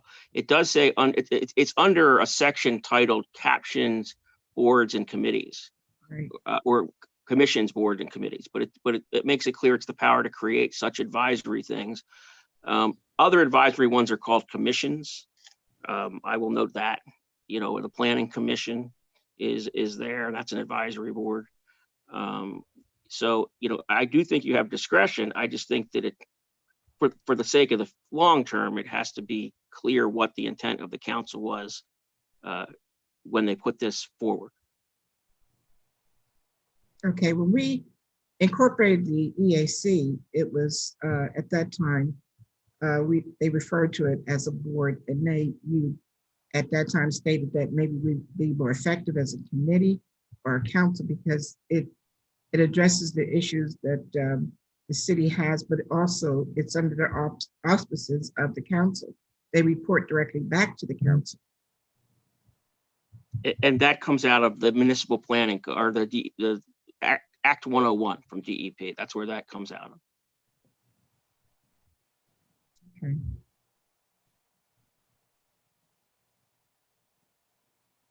Thank you, Ms. Green. That's all I have. I'm going to do a fact check on that because I remember when we tried to incorporate the EAC, there was some pushback as to if we wanted to make it a board at that time. So, Neil, I know you may be right, but I think there was some questions on that and we wanted to do that with the EAC. So, Ms. Green, I'll get back with you sometime next week, in the early part of next week. Thank you, President Williams. And then are there any other comments or anything else we want to talk about on Bill 8 before I ask the solicitor for some information on the home rule process, since we've had a lot of comments on it tonight? Yes, Oh, go ahead, Danielle. That's okay, thank you. Well, I guess just thinking out loud, I feel like if the intent is very clear, then the name shouldn't matter. If the intent and purpose of the committee, council, or board is clear, then the name shouldn't matter. But besides that, I wanted to know how we can make the police district map more accessible to community members. I know that was one of the questions, whether that is just, maybe we don't share the map, maybe we just say police district 1 runs from this street to this street, just so they're clear of the neighborhood groups that may be impacted in each district. Yeah, so Neil, the police district map, is that something that is a public document? It is a public document, and I was forwarded to council members. I think we could put it up on the website. We could give it its own whatever we call that, its own banner, its own link right on the front, if that's what the mayor and the council want to do. To me, it's really a technical question. How do people find it easy? And I think people with more technical skills than me can answer that question. Yeah. Helpful. As either a banner or a separate link. I don't know how we could promote it perhaps on the city's social media pages, just something so people can see it. I know even as a council member, I had to inquire directly with the police to gain the information. So I just think that would be helpful as we continue to have these conversations so people know exactly which district they reside in. Yeah, also, is that something we can attach to this bill as like maybe an exhibit so that as people are looking at this bill, they can actually see the police district map without having to go search for it? I would advise against that only because sometimes lines change, just like you do in the zoning map. And when you have a bill that puts out by incorporates a very specific boundaries in it. If it changes, it sort of it makes the appointments much more convoluted later. I think you referenced the current map, and you could refer it as a referral point, but not as an incorporated exhibit into the law, if that makes sense. Okay, so if we make it a referral point, is it something that that we can put on like the next, like the city council agenda, where, you know, right now we have clickable agendas, so something that someone can click on and just take them to the map, so it wouldn't be a part of the bill? Or Right, you actually have now other document listing on the e-codes. So okay. you could put it right there. Chair Green, I think one other thing I wanted to note on the map piece, and I guess this is more of a technical question for Steve Bortner and our IT folks. Is it possible for us to get a GIS layer added that includes the policing districts? I know in other cities they have GIS maps, and you can, you know, look at all sorts of layers. And to me, you know, as Councilwoman Bowers pointed out, getting a copy of that district map is difficult. And I think adding it as a GIS layer on some of the documents that are currently available would make it easier and more accessible for residents to know exactly where the policing districts are, since they should be public, and they are public information. So yeah, I think those are all great ideas. Mayor Pappenfuss, would you be willing to take the lead on making the map more accessible on our website, and even inquiring to see if we could get a GIS layer incorporated on it as well? I'm sure we can do both those things. Yes. All right. Thank you. I appreciate your assistance with that. Any other comments regarding Bill 8, or questions, concerns, anything else we want to talk about concerning this bill?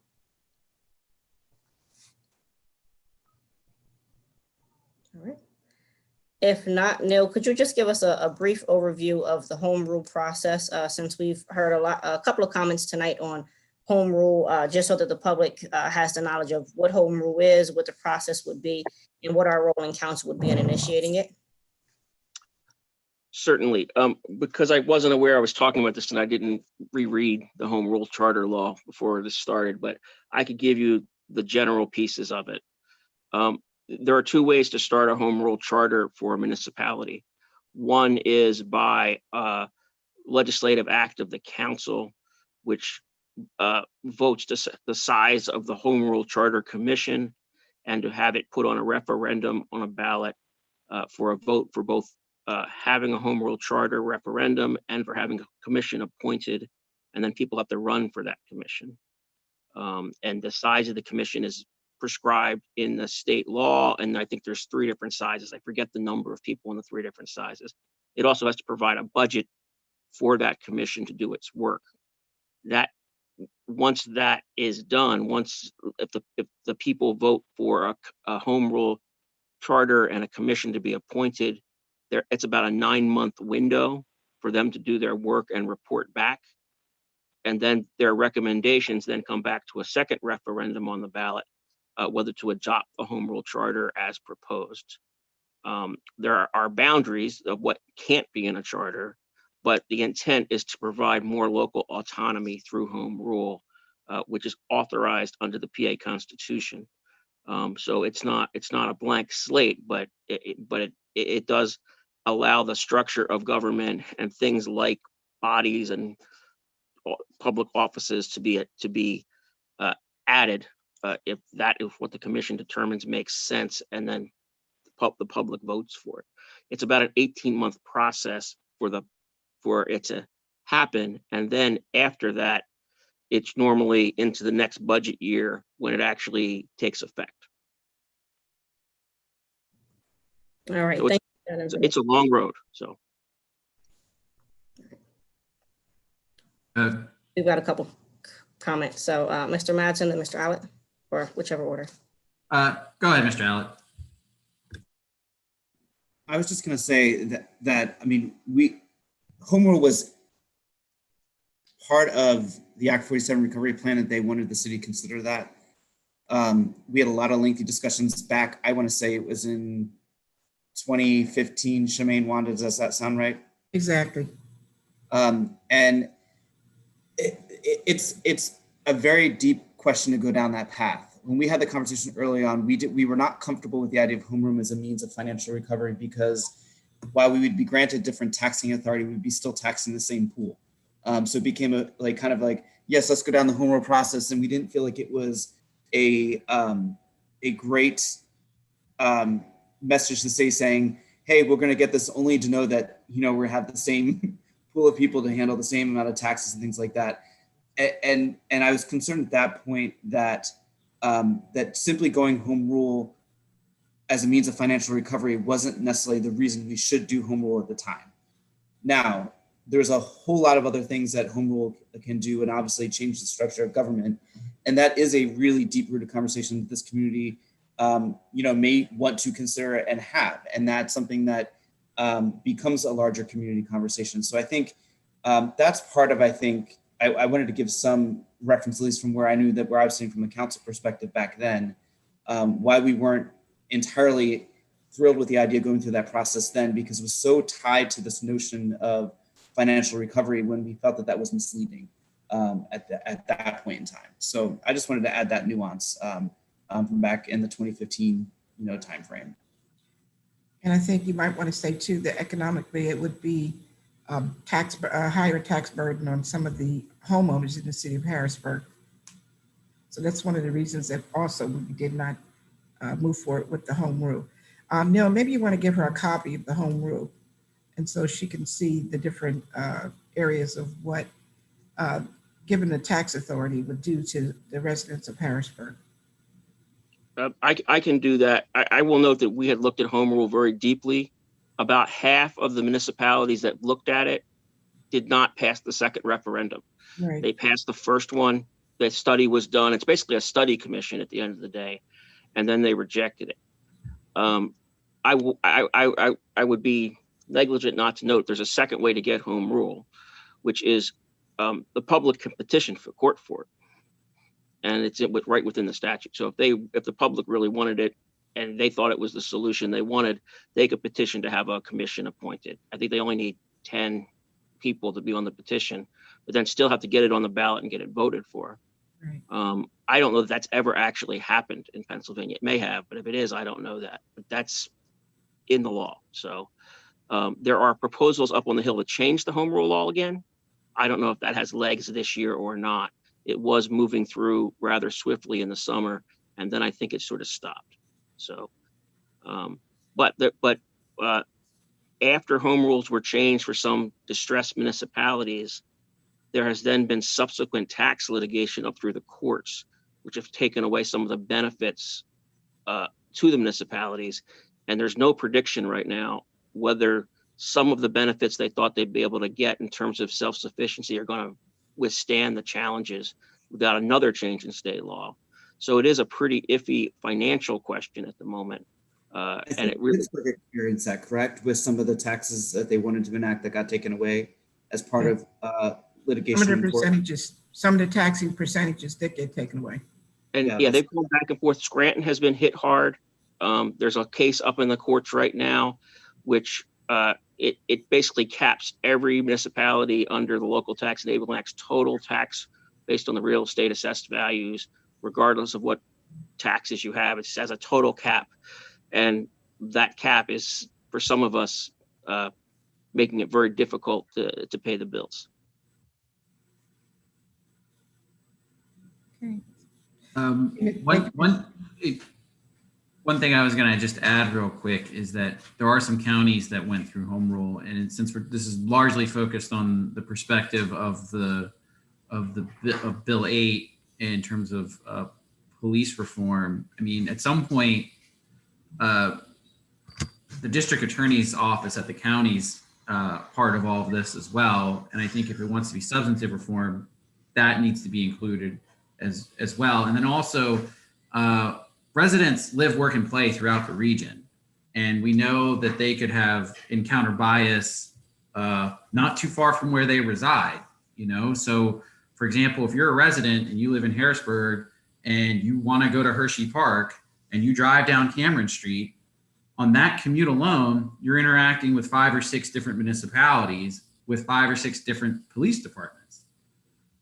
So I think for the folks that are listening that are interested in doing home rule as a police reform agenda, I think perhaps looking at it from a county-wide home rule process may be of interest, just because it would loop in the surrounding municipalities and also the district attorney's office. All right. So thank you everybody for those comments. Thank you, Neil, for that information on home rule itself. So if we don't have any other discussion on Bill 8, I'm going to ask that it be moved to the next legislative agenda where we can make more amendments if we feel the need to make amendments and vote on it if we feel we're ready for it. Okay, thank you, Ms. Green. Thank you. Now moving on to Budget and Finance Committee, Mr. Allett. I'll stop eating gummy bears and I will move into this legislation. Can we go ahead and read this resolution into record, Shardan?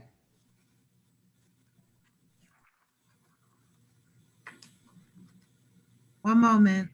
Hang on one second.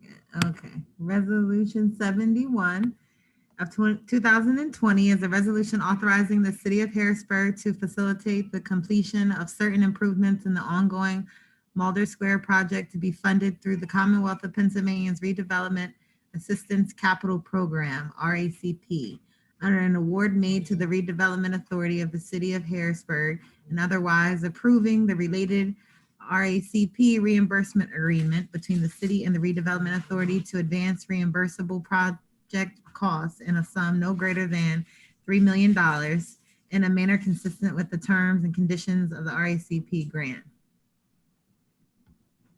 Thank you. And who is speaking on behalf of the administration on this? Good evening, council members. Wayne Martin, city engineer. You'll recall this was the Mulder Square project, 3 separate sites. The cul-de-sac at the end of Dairy Street, the mini roundabout, which was selected by the public input at the intersection of Dairy and Mulberry Street, the acute angle intersection there, just west of the 13th and Dairy intersection. And then Nectarine Alley, creating sort of a pedestrian plaza area in Nectarine Alley. The city had funded the design. The design is complete. The complete bid package is with our purchasing office and the city solicitor's office for final review. So we're basically ready to go to bid. And as the redevelopment authority finalizes the grant agreement, they don't have the funding to bridge the funding, bridge the loan from the, payment to the contractor to receipt of the reimbursable funds. So we looked at the city capital fund and did a cash flow analysis of this project and other projects that come out of that 06 fund. And, it appears through the cash flow that the city can float this project, even anticipating, several month delay in receipt of the RCAP monies. So that's what's before you now, is to allow the city to, float that project and be a recipient of the Redevelopment Authority's grant proceeds, once they come in. So really, from the purpose of this is really to serve as kind of a bridge in the funding, and so the fact that we'll be reimbursed from the RCAP, but we're fronting it for the Redevelopment Authority. Is that the gist of this essentially? Yeah, that's correct. Originally, it was anticipated that the Redevelopment Authority would somehow get bridge financing. I'm not sure what efforts they've taken to do that, but it appears that the city can do it at, basically a 0 interest rate and get these improvements, completed for the residents in a timely manner. Easier, than having the Redevelopment Authority try to find some kind of bridge financing through private lenders. Gotcha. Okay. I will turn on to my colleagues for questions and come back around to close that as well. But I'll start with President Williams. Any questions on this? Not at this time. Well, maybe. Listen, Wayne, the redevelopment is being given this money. And do we ever keep a record of how much money comes back into that particular fund? Because I never see that listed in our budget anywhere.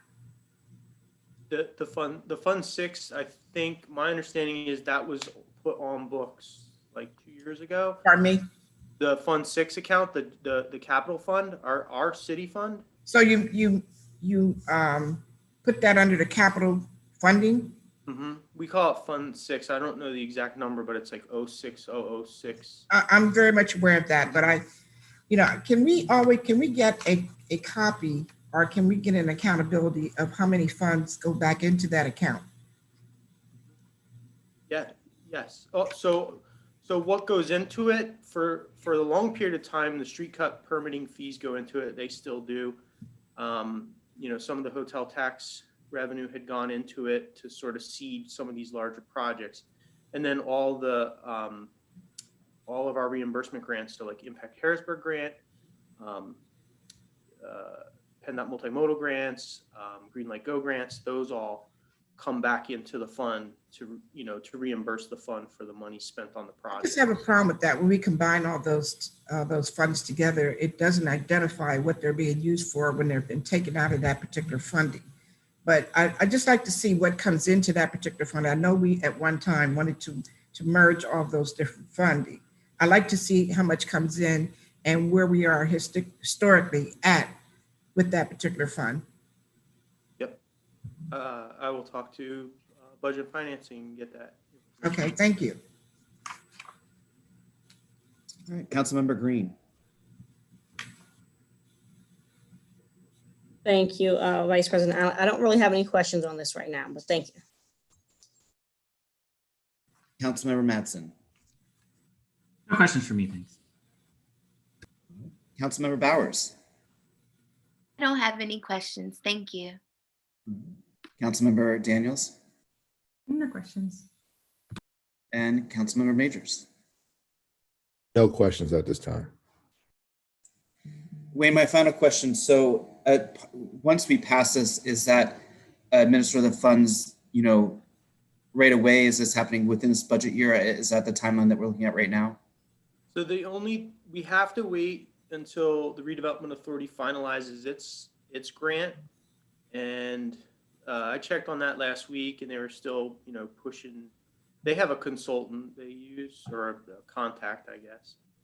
Maybe the consultant's actually paid for by the Commonwealth, but they're in contact with somebody to finalize that grant agreement. So once that grant agreement is in place with the redevelopment authority and the Commonwealth, then the city will enter into this agreement with the redevelopment authority and the city, sort of like a subrecipient agreement, but I guess maybe it's called something different, assignment agreement or something. And then we're ready to go out to bid. So this fiscal year, probably not, but early 2021, I would anticipate. And do you foresee additional agreements coming back before us tied to this particular payment of the loan? No, this should be the only one. The city had already budgeted some unreimbursable expenses, so there's already some monies in the city's general fund budget or capital budget for some unreimbursable expenses. So that's another thing that we've requested from the consultant to make sure that the non-reimbursable expenses are within our budgetary current restriction, or not restriction, but current allocation. So that'd be another thing we need to check before it goes out to bid. But unless something strange in that ratio, but we could always amend the project too, I think. So I don't anticipate anything coming back before City Council on that agreement, no. Okay, thank you. That's all the questions I have. We can move this on to our next legislative session. And that concludes Budget and Finance. For a vote? Yes. Thank you. Moving on to Building and Housing Committee. Housing Chair, Ms. Bowers. Oh, there you are. I thought you were over here. Thank you, Okay. President Williams. You're welcome. We will begin with Resolution 73 of 2020. Ms. Houston, could you please read it into the record? Resolution 73 of 2020 is a resolution appointing, is it Kaylee or is it Callie? Does anyone know? Or she's on? She's Kaylee? on. If I mispronounced your name, I apologize. Kaylee Tennis to serve on the Harrisburg Architectural Review Board. Okay, Ms. Tennis, good evening. Thank you very much for your patience this evening. I know you've been waiting a while. Hi. So if you wouldn't mind taking a moment just to introduce yourself, we're really interested in learning what piques your interest about the HARB board. Well, it was actually Frank Brumbean who told me about it, and he said it would be a great idea. So I believe in civic engagement, and I love the city of Harrisburg. It's my favorite city. I don't call anyone anywhere else home. And it's really late for me, so I apologize if I'm incomprehensible. You're fine. Okay. So let's see. So it is a 3-year appointment. Does that pose any issues for you? Nope. Okay. I see Frank has joined us. Good evening. Good evening. Share any commentary on this appointment? So recently we've had two openings on the HARB board, and Miss Tennis. I reached out to Miss Tennis since she was applicant in front of HARB for prior projects in our historic districts, and she showed that she had interest in historic preservation and community engagement. And obviously, she has a long history of community engagement and her work. So I figured that she would be interested in performing such a duty, and I reached out to her and informed her of the openings on the HARB board, and so that's all I have to say. I believe Ms. Tennis is suited to serve on the board, and I feel that her appointment would be in the best interest of the city of Harrisburg. Thank you. Thank you very much. At this time, I'm going to open the floor up to my colleagues for questions. Let's begin with Councilwoman Daniels. Do you have any questions for Ms. Tennis? I have one for Ms. Tennis and then one for either the solicitor or the mayor. Ms. Tennis, do you anticipate, are there areas where you might find potential conflicts of interest with either the work you do or other activities you're involved in?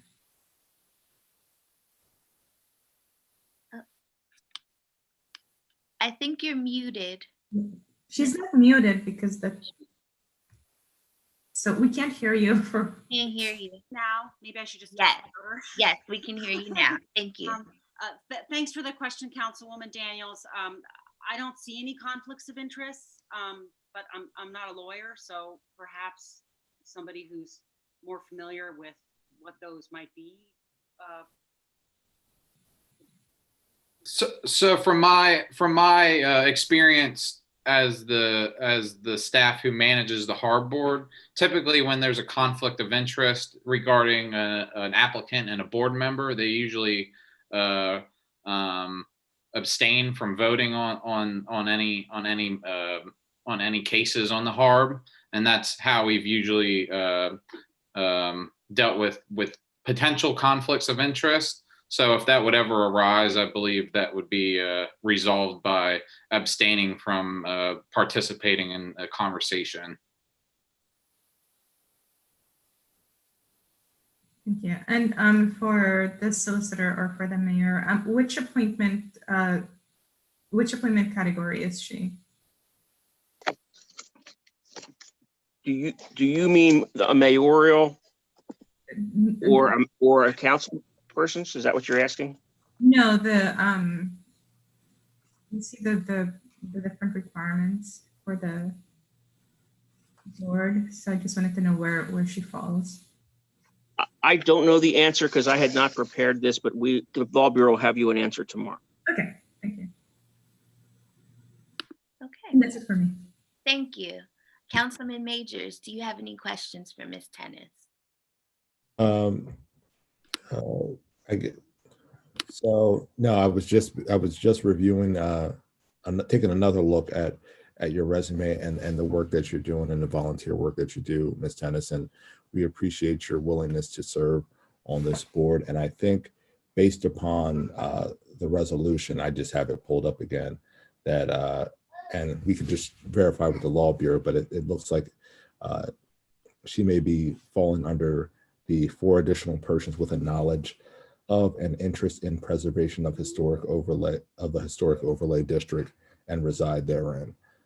So I think that's where Ms. Tennis would fall in terms of that, but we will verify with the Law Bureau.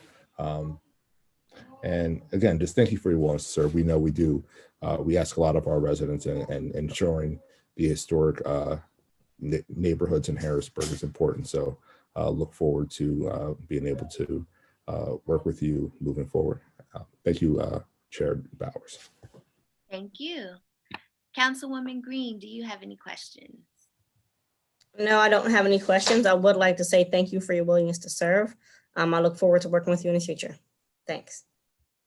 Thank you. Councilman Mattson, any questions? No questions for me, thanks. Thanks for your willingness to serve and sticking with us so late. That's true, thank you. Vice President Allett, any questions? No questions, but also want to echo the sentiment. Thanks for bearing with us tonight. Thank you. Finally, President Williams, any questions for Ms. Tennis? No, thank you. I concur with my other colleagues. Thank you for your willingness to serve. And certainly thank you for your patience, because it has been a long night. Neil, do you see a problem with her because she does live in a historic district? No, and again, the HARB is an advisory board to the council, and advisory boards are treated a little bit differently on under the Ethics Act. Okay. So, and she can recuse herself for matters that affect her, where she would have a say or an input. Okay. And I will note tonight is an excellent example of the time it takes for HARB to meet sometimes. So this is good training for a HARB meeting. Okay, thank you. Thank you, Ms. Bowers. No problem, thank you. So thank you again for your patience and for your presence this evening, Ms. Tennis.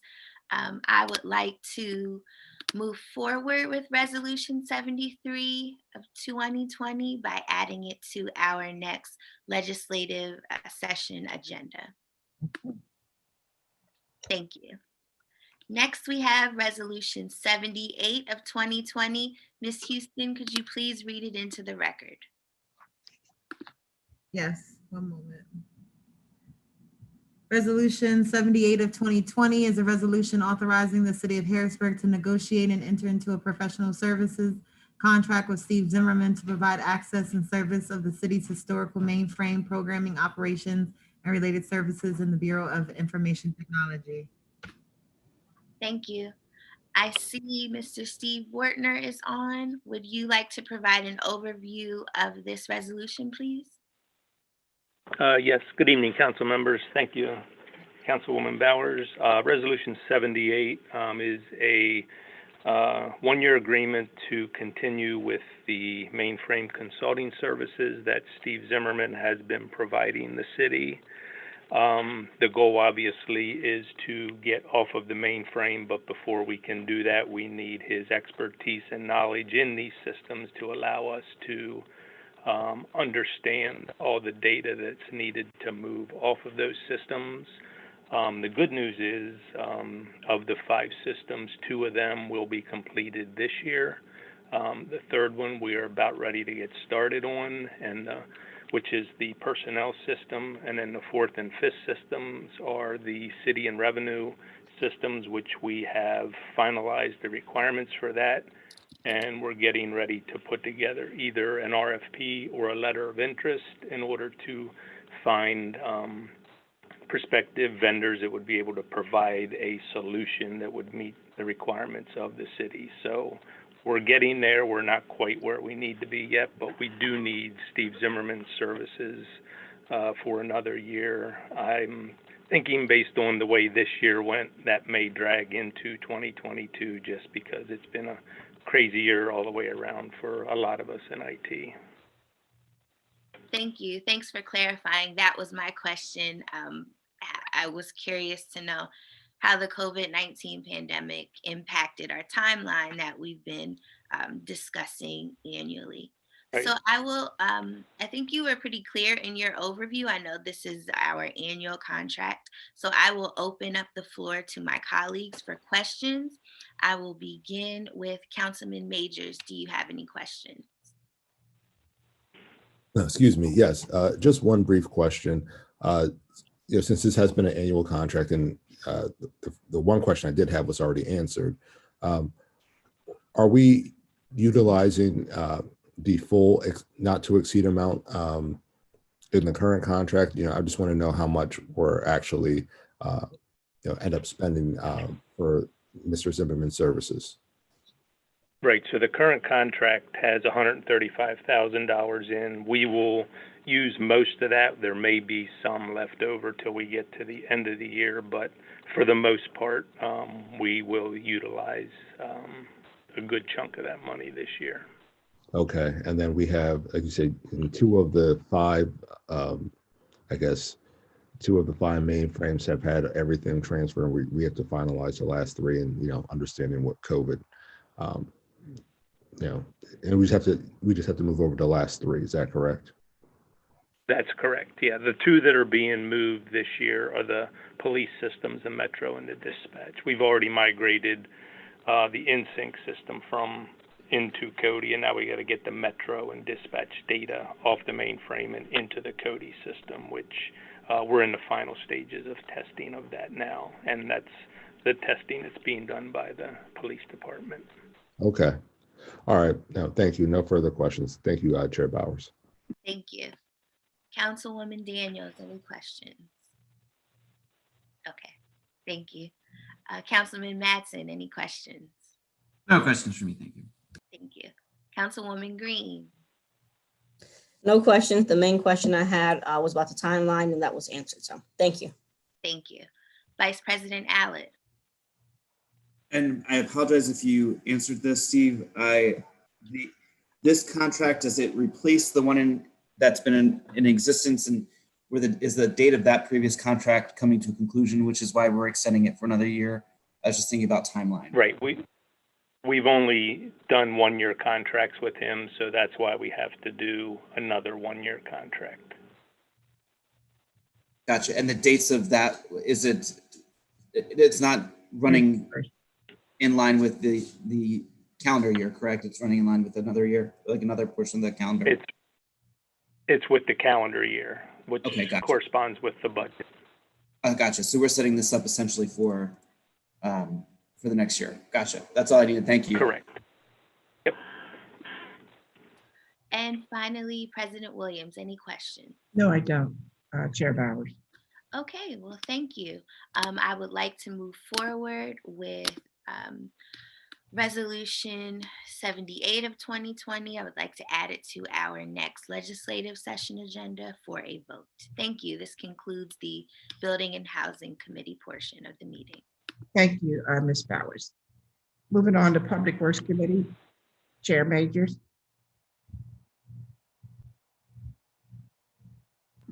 Yes, sorry. Yeah, we will move on to the meeting of the Public Works Committee, the work session, excuse me. We have 3 resolutions in committee, the first being Resolution 79 of 2020. And Ms. Houston, if you don't mind, would you mind reading that into the record? Sure. Resolution 79 of 2020 is a resolution authorizing the submission of a grant application to the Pennsylvania Department of Transportation Multimodal Transportation Fund for up to $972,730 to help fund the construction of the Courthouse Connection Multimodal Project. Okay, and for the administration, I am going to turn it over there. I'm assuming that will be Mr. Martin. Yes, thank you, Councilman Majors. This is very similar to the grant application that we submitted to the Commonwealth Financing Authority. It's actually the same project. It has a deadline of November 6, 2020. We just renamed it. It was called the Urban Meadow, but because we've added elements of 6th Street and also potentially Riley Street, traffic calming, and the bus shelters along 6 with ADA ramps, we thought that the courthouse connection had a better project name. So that's the name we're sticking with at this point. But what it is, it's the Urban Meadow, the extension of that from Fulton to 6 to connect, Midtown with the courthouse, Riley Street, and then components of 6th Street to connect the 6th Street uptown neighborhoods better, and also the bus amenities, there in front of the courthouse. This would be the first actually competitive grant we will be applying for, the competitive multimodal grant. Previously, we were under that $10 million pledge, and we just had to put forth a eligible project, So we thought long and hard about a project that would, fit the true meaning of multimodalism, and this hits all the components, including transit, which some projects do not. So, it's a good project. The funding for design is currently being funded by the Dauphin County Gaming Grant, $72,000, I think. So they're paying the vendor directly, Wilson Consulting. Tomorrow, we're going to actually move from concept phase into the public concepts developed for these grant applications into the public outreach phase. So more to follow on the project, but it'll very much mirror, the whole intent was to very much mirror the Urban Meadow that was done, I want to say 2013, 12, something like that, by Hack Midtown and Greenworks and them. So with that, I'll open it up to any questions. Okay, thank you, Mr. Martin. So I will open it up to questions. I will start with Councilperson Daniels. Do you have any questions?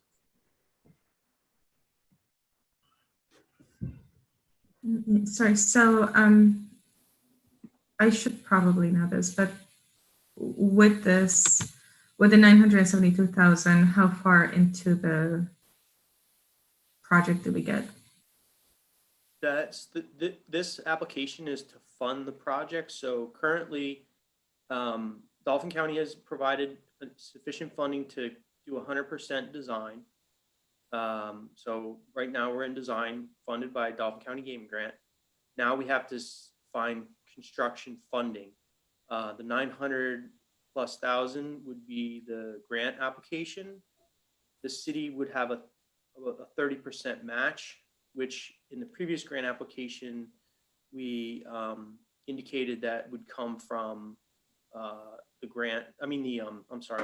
design fees and also construction management fees. So we would have to hire, using city general funds, a construction management firm to perform that. So that's about say 12% of the total project cost, around 120,000. Construction period would probably be 2023 at this point, but we did put some money in the draft 2021 budget for this project. It's captured under like a generic term of construction management and phasing. So, paving, or it would come out of like some liquid fuel funding, most likely. So once we get this, the city is just responsible for that 12%, and the project will be a complete project. Yeah, we would be responsible for the match is 30% match. So yeah, so there'll be an art in coming up with eligible match. We're still trying to. So the construction management services would definitely be eligible match. And we may have to, if some of the federal courthouse expenditures, such as, they're going to pave 6th Street in front of the courthouse, and so is the state for the archive. So if those are not eligible match, then we may have to be creative and we do have plans to do other portions of 6th Street using CDBG monies and things like that. So there's enough city expenditure in this vicinity, and other entities to, match a dollar for dollar. But we have to, a lot of these questions will have to be answered at the if indeed we're awarded the grant. That's it for me. Thank you. Okay, Vice President Allett. I don't have any specific questions at this time, so I'll defer to my other colleagues. Thank you. President Williams, any questions? Yes.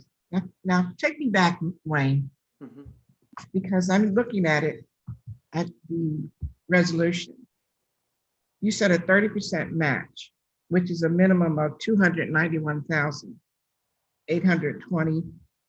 So if we're getting 75,000 from Dauphin County Gaming Grant, where are we taking the additional money? Now you said from liquid fuel funds and general fund. Right. Am I correct? Correct. Okay. There's a variety of potentially eligible sources that are not city coffers. So the Riley streetscape improvements are not being paid for by Dolphin.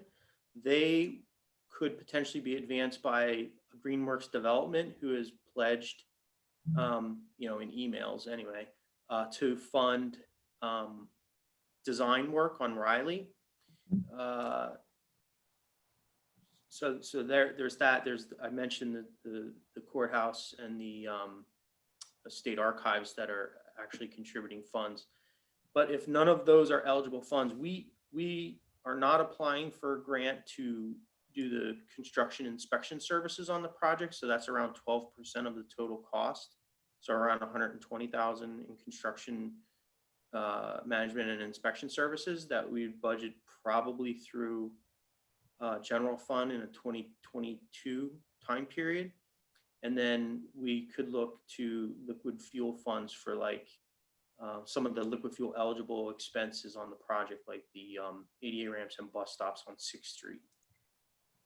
Okay, so I understand that you said that the archive, the Commonwealth of Pennsylvania and the federal government will be repaving the northern part of 6th Street, correct?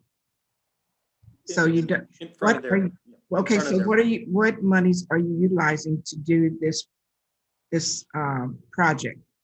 What are you doing exactly in this area? What is the project? So the project would be extending the urban meadow on Boyd Alley. Okay, coming from 3rd. Right. Currently it goes from 3rd to Fulton. So this would extend that same treatment from Fulton to 6th Street to create this, the urban meadow, this walkable corridor. It would be ADA ramps and sidewalks.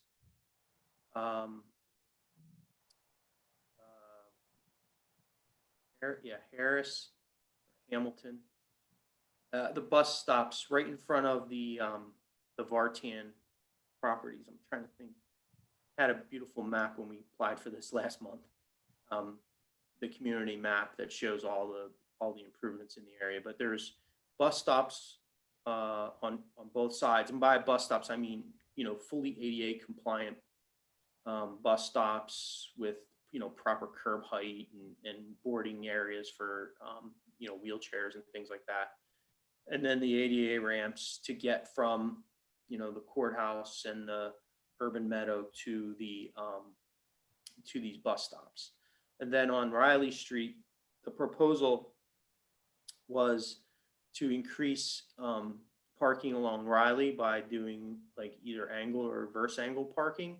Now this isn't in our current concept. This would be designed by a developer, but the construction funds are built into this grant application. So that would be traffic calming along Riley and increase the amount of revenue generating. On both sides? No, the carway is not wide enough, so it predominantly be the north side, and then okay, south side would would have. And how many spaces would that include? It's not a lot. I think it was 19 additional spaces are created. Now, that's only the one block, well, 2 blocks in front of the Greenworks properties. Exactly. If it was expanded, excuse me, to 6th Street, you know, then we could generate additional spaces. Okay, thank you, Mr. Major. That's all the questions I have. Thank you, President Williams. Councilperson Green, do you have any questions? No, I don't have any questions at this time. Thank you. Thank you. Person Madsen, any questions? No questions for me, thanks. And finally, Councilperson Bowers, do you have any questions? No, thank you. Okay. Seeing no additional questions, I would ask that we would place Resolution 79 on the agenda for our next legislative session. Moving on to Resolution 81. Ms. Houston. Yes. 1 second here. Resolution 81 of 2020 is a resolution authorizing the city of Harrisburg to negotiate and enter into a final agreement with the Pennsylvania Department of Transportation arising from the Harrisburg Strong Plan to secure a reimbursement of funds up to $2,892,407 through the statewide multimodal transportation program and to thereby assist with the ongoing North 2nd Street multimodal project. Okay, I guess turn it back over to Wayne to explain the resolution. Yep, thank you. So this goes back to that $10 million commitment I mentioned earlier. This would be the final dispersion of that $10 million commitment. You may recall that the multimodal grant was the mechanism to provide the city with that $10 million pledge. But you have to tie it to a specific project. In this case, it's tied to the 2nd Street two-way project. In order to get the grant finalized, the grant agreement documents finalized, we had to complete, like 30% designs and go through all the historical environmental clearances and things that get attached to it, the final budgeting and everything on the project that becomes part of that agreement. So now that that's complete, PennDOT provided us with the final grant agreement to be executed by the city. And that's what this resolution is, authorizing the city to execute that grant agreement. Okay, so this will be for that final grant agreement. All right, and I will start in reverse order for this resolution. Councilwoman Bowers, do you have any questions on Resolution 81? No, thank you. Okay. Councilperson Green, any questions? No, I don't have any questions. Thank you. Okay. Councilperson Madsen, any questions? None for me, thanks. President Williams, do you have any questions on Resolution 81? No, thank you, Mr. Majors. Okay. Vice President Allett, any questions on the resolution? None for me at this time. Thank you. Okay. And Ms. Daniels, do you have any questions on this resolution? No? I'm sorry. Okay. All right. Let me just make sure. And then just real quick, Wayne, can you just give me a refresher on where we are in this entire process regarding 2nd Street? I know we're trying to secure the funding, the design is still going on. Just another brief overview as to where we are and how all of this will tie in. Absolutely. So construction drawings are, last Friday, they submitted the PS&E, which represents 90% complete. I completed my review of those and provided comments to the engineering. So that's the drawings and the bid manual and the cost estimate. So I submitted those comments earlier today to the designers to finalize the design. We have secured PennDOT traffic reviews have been completed. The environmental clearances have been completed. We have to do the NPDES permit through the Dauphin County Conservation District. They've seen the plans. We had our initial pre-application meeting with them. So we're finalizing the ENS plans for submission for that. That's because the total disturbance is over an acre. It actually ends up being about 1.4 acres when you add up, 160 some ADA ramps. So that's, we're close. We anticipate going out to bid December for a spring start. It's a 2-year construction window is what we're anticipating. First stage in the project would be to convert to two-way. It just makes the traffic control quite a lot easier for construction. So if all goes well, that would happen in the spring of 2021. If we stay on the current schedule we're on. We have all the funding committed in previous, budget years that'll be, show up again on the 2021 budget. This is the final grant agreement. The Impact Harrisburg commitment, we don't anticipate any issue, just a notice to them that we're ready to, start the project. They're more concerned about the bidding and the participation levels is my recollection. So they want to see the stuff after it's bid and that. So that's in a nutshell, that's where we're at. Okay. Yeah, no, and I think those are more of the concerns that I have. So in terms of this particular resolution to be reimbursed, I don't see any issues with that. So seeing none, I will ask that we place resolution 81 on the agenda for our next legislative session. And on to the final resolution in Public Works, resolution 82 of 2020. And again, Ms. Houston, if you don't mind reading that into the record. Sure. Resolution 82 of 2020 is a resolution authorizing a final agreement to resolve certain disputes arising from a 2014 lease agreement of certain properties serving as the city's primary public works facilities. Okay, and it looks like I will be turning this over to the administration for, I guess I'm assuming he's going to be the mayor or Neil on resolution 82 to provide an overview. Certainly. Thank you, Mr. Majors. Unless the mayor wants to talk about this, I can go over it. Mr. Mayor? No, I don't think I could add anything more than you could say. Go for it. So as you're aware, we had a 3-year lease with M&B Partners, who is the owner of what is now the Public Works building, which we acquired by eminent domain.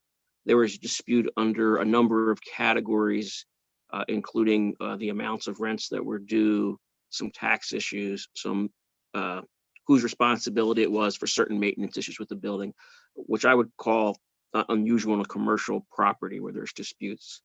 The parties have gone to mediation and negotiated a good faith agreement to resolve this with the assistance of the court. And that is what the resolution is. I will note that I spoke to both our outside counsel today and the counsel for M&B Partners and Mr. Brenner. They are still working on a little bit of language on the legal side, not the main terms, but just the language. They made a commitment that they would have it to me before you guys meet next week so we can talk about the actual language if there's questions. I don't think we'll raise any questions, but I have not seen their final version. But essentially it is to release the city from all liabilities and mutually release. They've requested a mutual release of Mr. Brenner and M&B Partners from liabilities related to this property, other than there is a dispute in the court about the just compensation for the eminent domain, which is separate. So it resolves all legal issues between the parties that have, this is going on for quite some time. If we remained in court, both parties have their positions, we would probably be at it for another 2 or 3 years, and it would be out-of-pocket expenses for both taxpayers and the property's prior owner. So this is a $725,000 settlement of all claims. We had never disputed that we owed some rent and that we owed taxes related to it for reimbursement. It really was just a question of the amount that we were had in dispute with each other. So this is a fair resolution to a long problem, that arose from a lease that was negotiated very quickly. And the Law Bureau recommends it to the mayor and recommends it to the council as a fair resolution to this litigation, which would put an end to a dispute and let the Public Works building move forward without any cloud over it. Okay, thank you. I think you has answered some of the questions I had. So just in terms of what this resolution is going to be doing, the amount, and I'll ask my colleagues if they have any questions. But as you mentioned, I think we'll still have to see what the final language looks like before moving forward on a vote. But I guess you guys don't anticipate too much. Having too much. I mean, you don't know what the final version looks like, so I don't know if you anticipate there being any. I think I know what it pretty much looks like. They are really just down to some language questions to make each side comfortable. Okay, and again, and this just deals with the leasing portion, not the final. Right, the leasing, the leasing, and any of the liability issues. It doesn't deal with any reimbursements or credits that would have gone back and forth. Okay, related to that lease agreement. Once we owned it, and it's ours. Okay, all right. So I will start with questions with Councilperson Daniels. Do you have any questions? No, thank you. Vice President Allett, any questions on Resolution 82? I don't. I mean, I've been aware of what we've been discussing so far on this, so I have no further questions on it. All right. President Williams, any questions on the resolution? No, not until we see, I'm just anxious to see what the agreement's going to look like. And I want to make sure that all the signatures are in appropriate place. So once we get that, then, I'd be willing to vote on this. Absolutely. Councilperson Madsen, any questions on the resolution? None for me, thanks. Councilperson Green, any questions? No, I don't have any questions. Thank you. All right, and Councilperson Bowers, any questions on Resolution 82? I don't have any questions. Thank you. All right, thank you. And then Neil, you anticipate getting the final version and you can disseminate it to council prior to our legislative session. That's correct? Yeah, you will have it within an hour of when I have it. I will email it over to everyone. I do ask that we put it on for a vote. If there's a hiccup, I will be very frank, there's a hiccup. But we had committed to the court, who interceded for both sides to resolve this matter, that we would move this quickly. We did, the mayor and I and Mr. Brenner and his attorney made that commitment to the judge. Right. And look, I'm not trying to delay this. I just want to make sure that we're able to have that document prior to a vote. So I'm going to ask that this resolution be placed on the agenda for our next legislative session. And we look forward to receiving the final document, especially since all parties involved actually, sat down and helped with the help of the court, got us to this point. So we don't want to delay that at all. With that, I will end the Public Works portion of this meeting and turn it back over to you, President Williams. Thank you, Mr. Majors. Just for information, I just received a text, Mr. Madsen, regarding Resolution 76, and all the parties on the parking board are in agreement with the gentleman who wants to do a project with the 200 space in parking lot on North 7th Street. They have all confirmed that they have been in agreement with him, and in discussion with him, and they agreed to allow him to do that project at that location. So if that's okay with you, you can move forward and put it on the agenda for a vote on Tuesday if you like. It's fine with me. I don't know if any of my other colleagues had reservations without seeing something in writing. I know that Okay. And we can also, but okay, I can go back and ask for that. I can make sure I contact the individuals and have them send the appropriate documents. Thank you. Okay. Hearing nothing else, Ms. Houston, is there additional public comments? No, excuse me. No, there are no additional comments. Okay. Hearing no public comments, no other agenda business, I ask for a motion to adjourn. So moved. Have a second? Second. Everyone have a pleasant evening. Good night. Good night. Good night, everyone. Good night.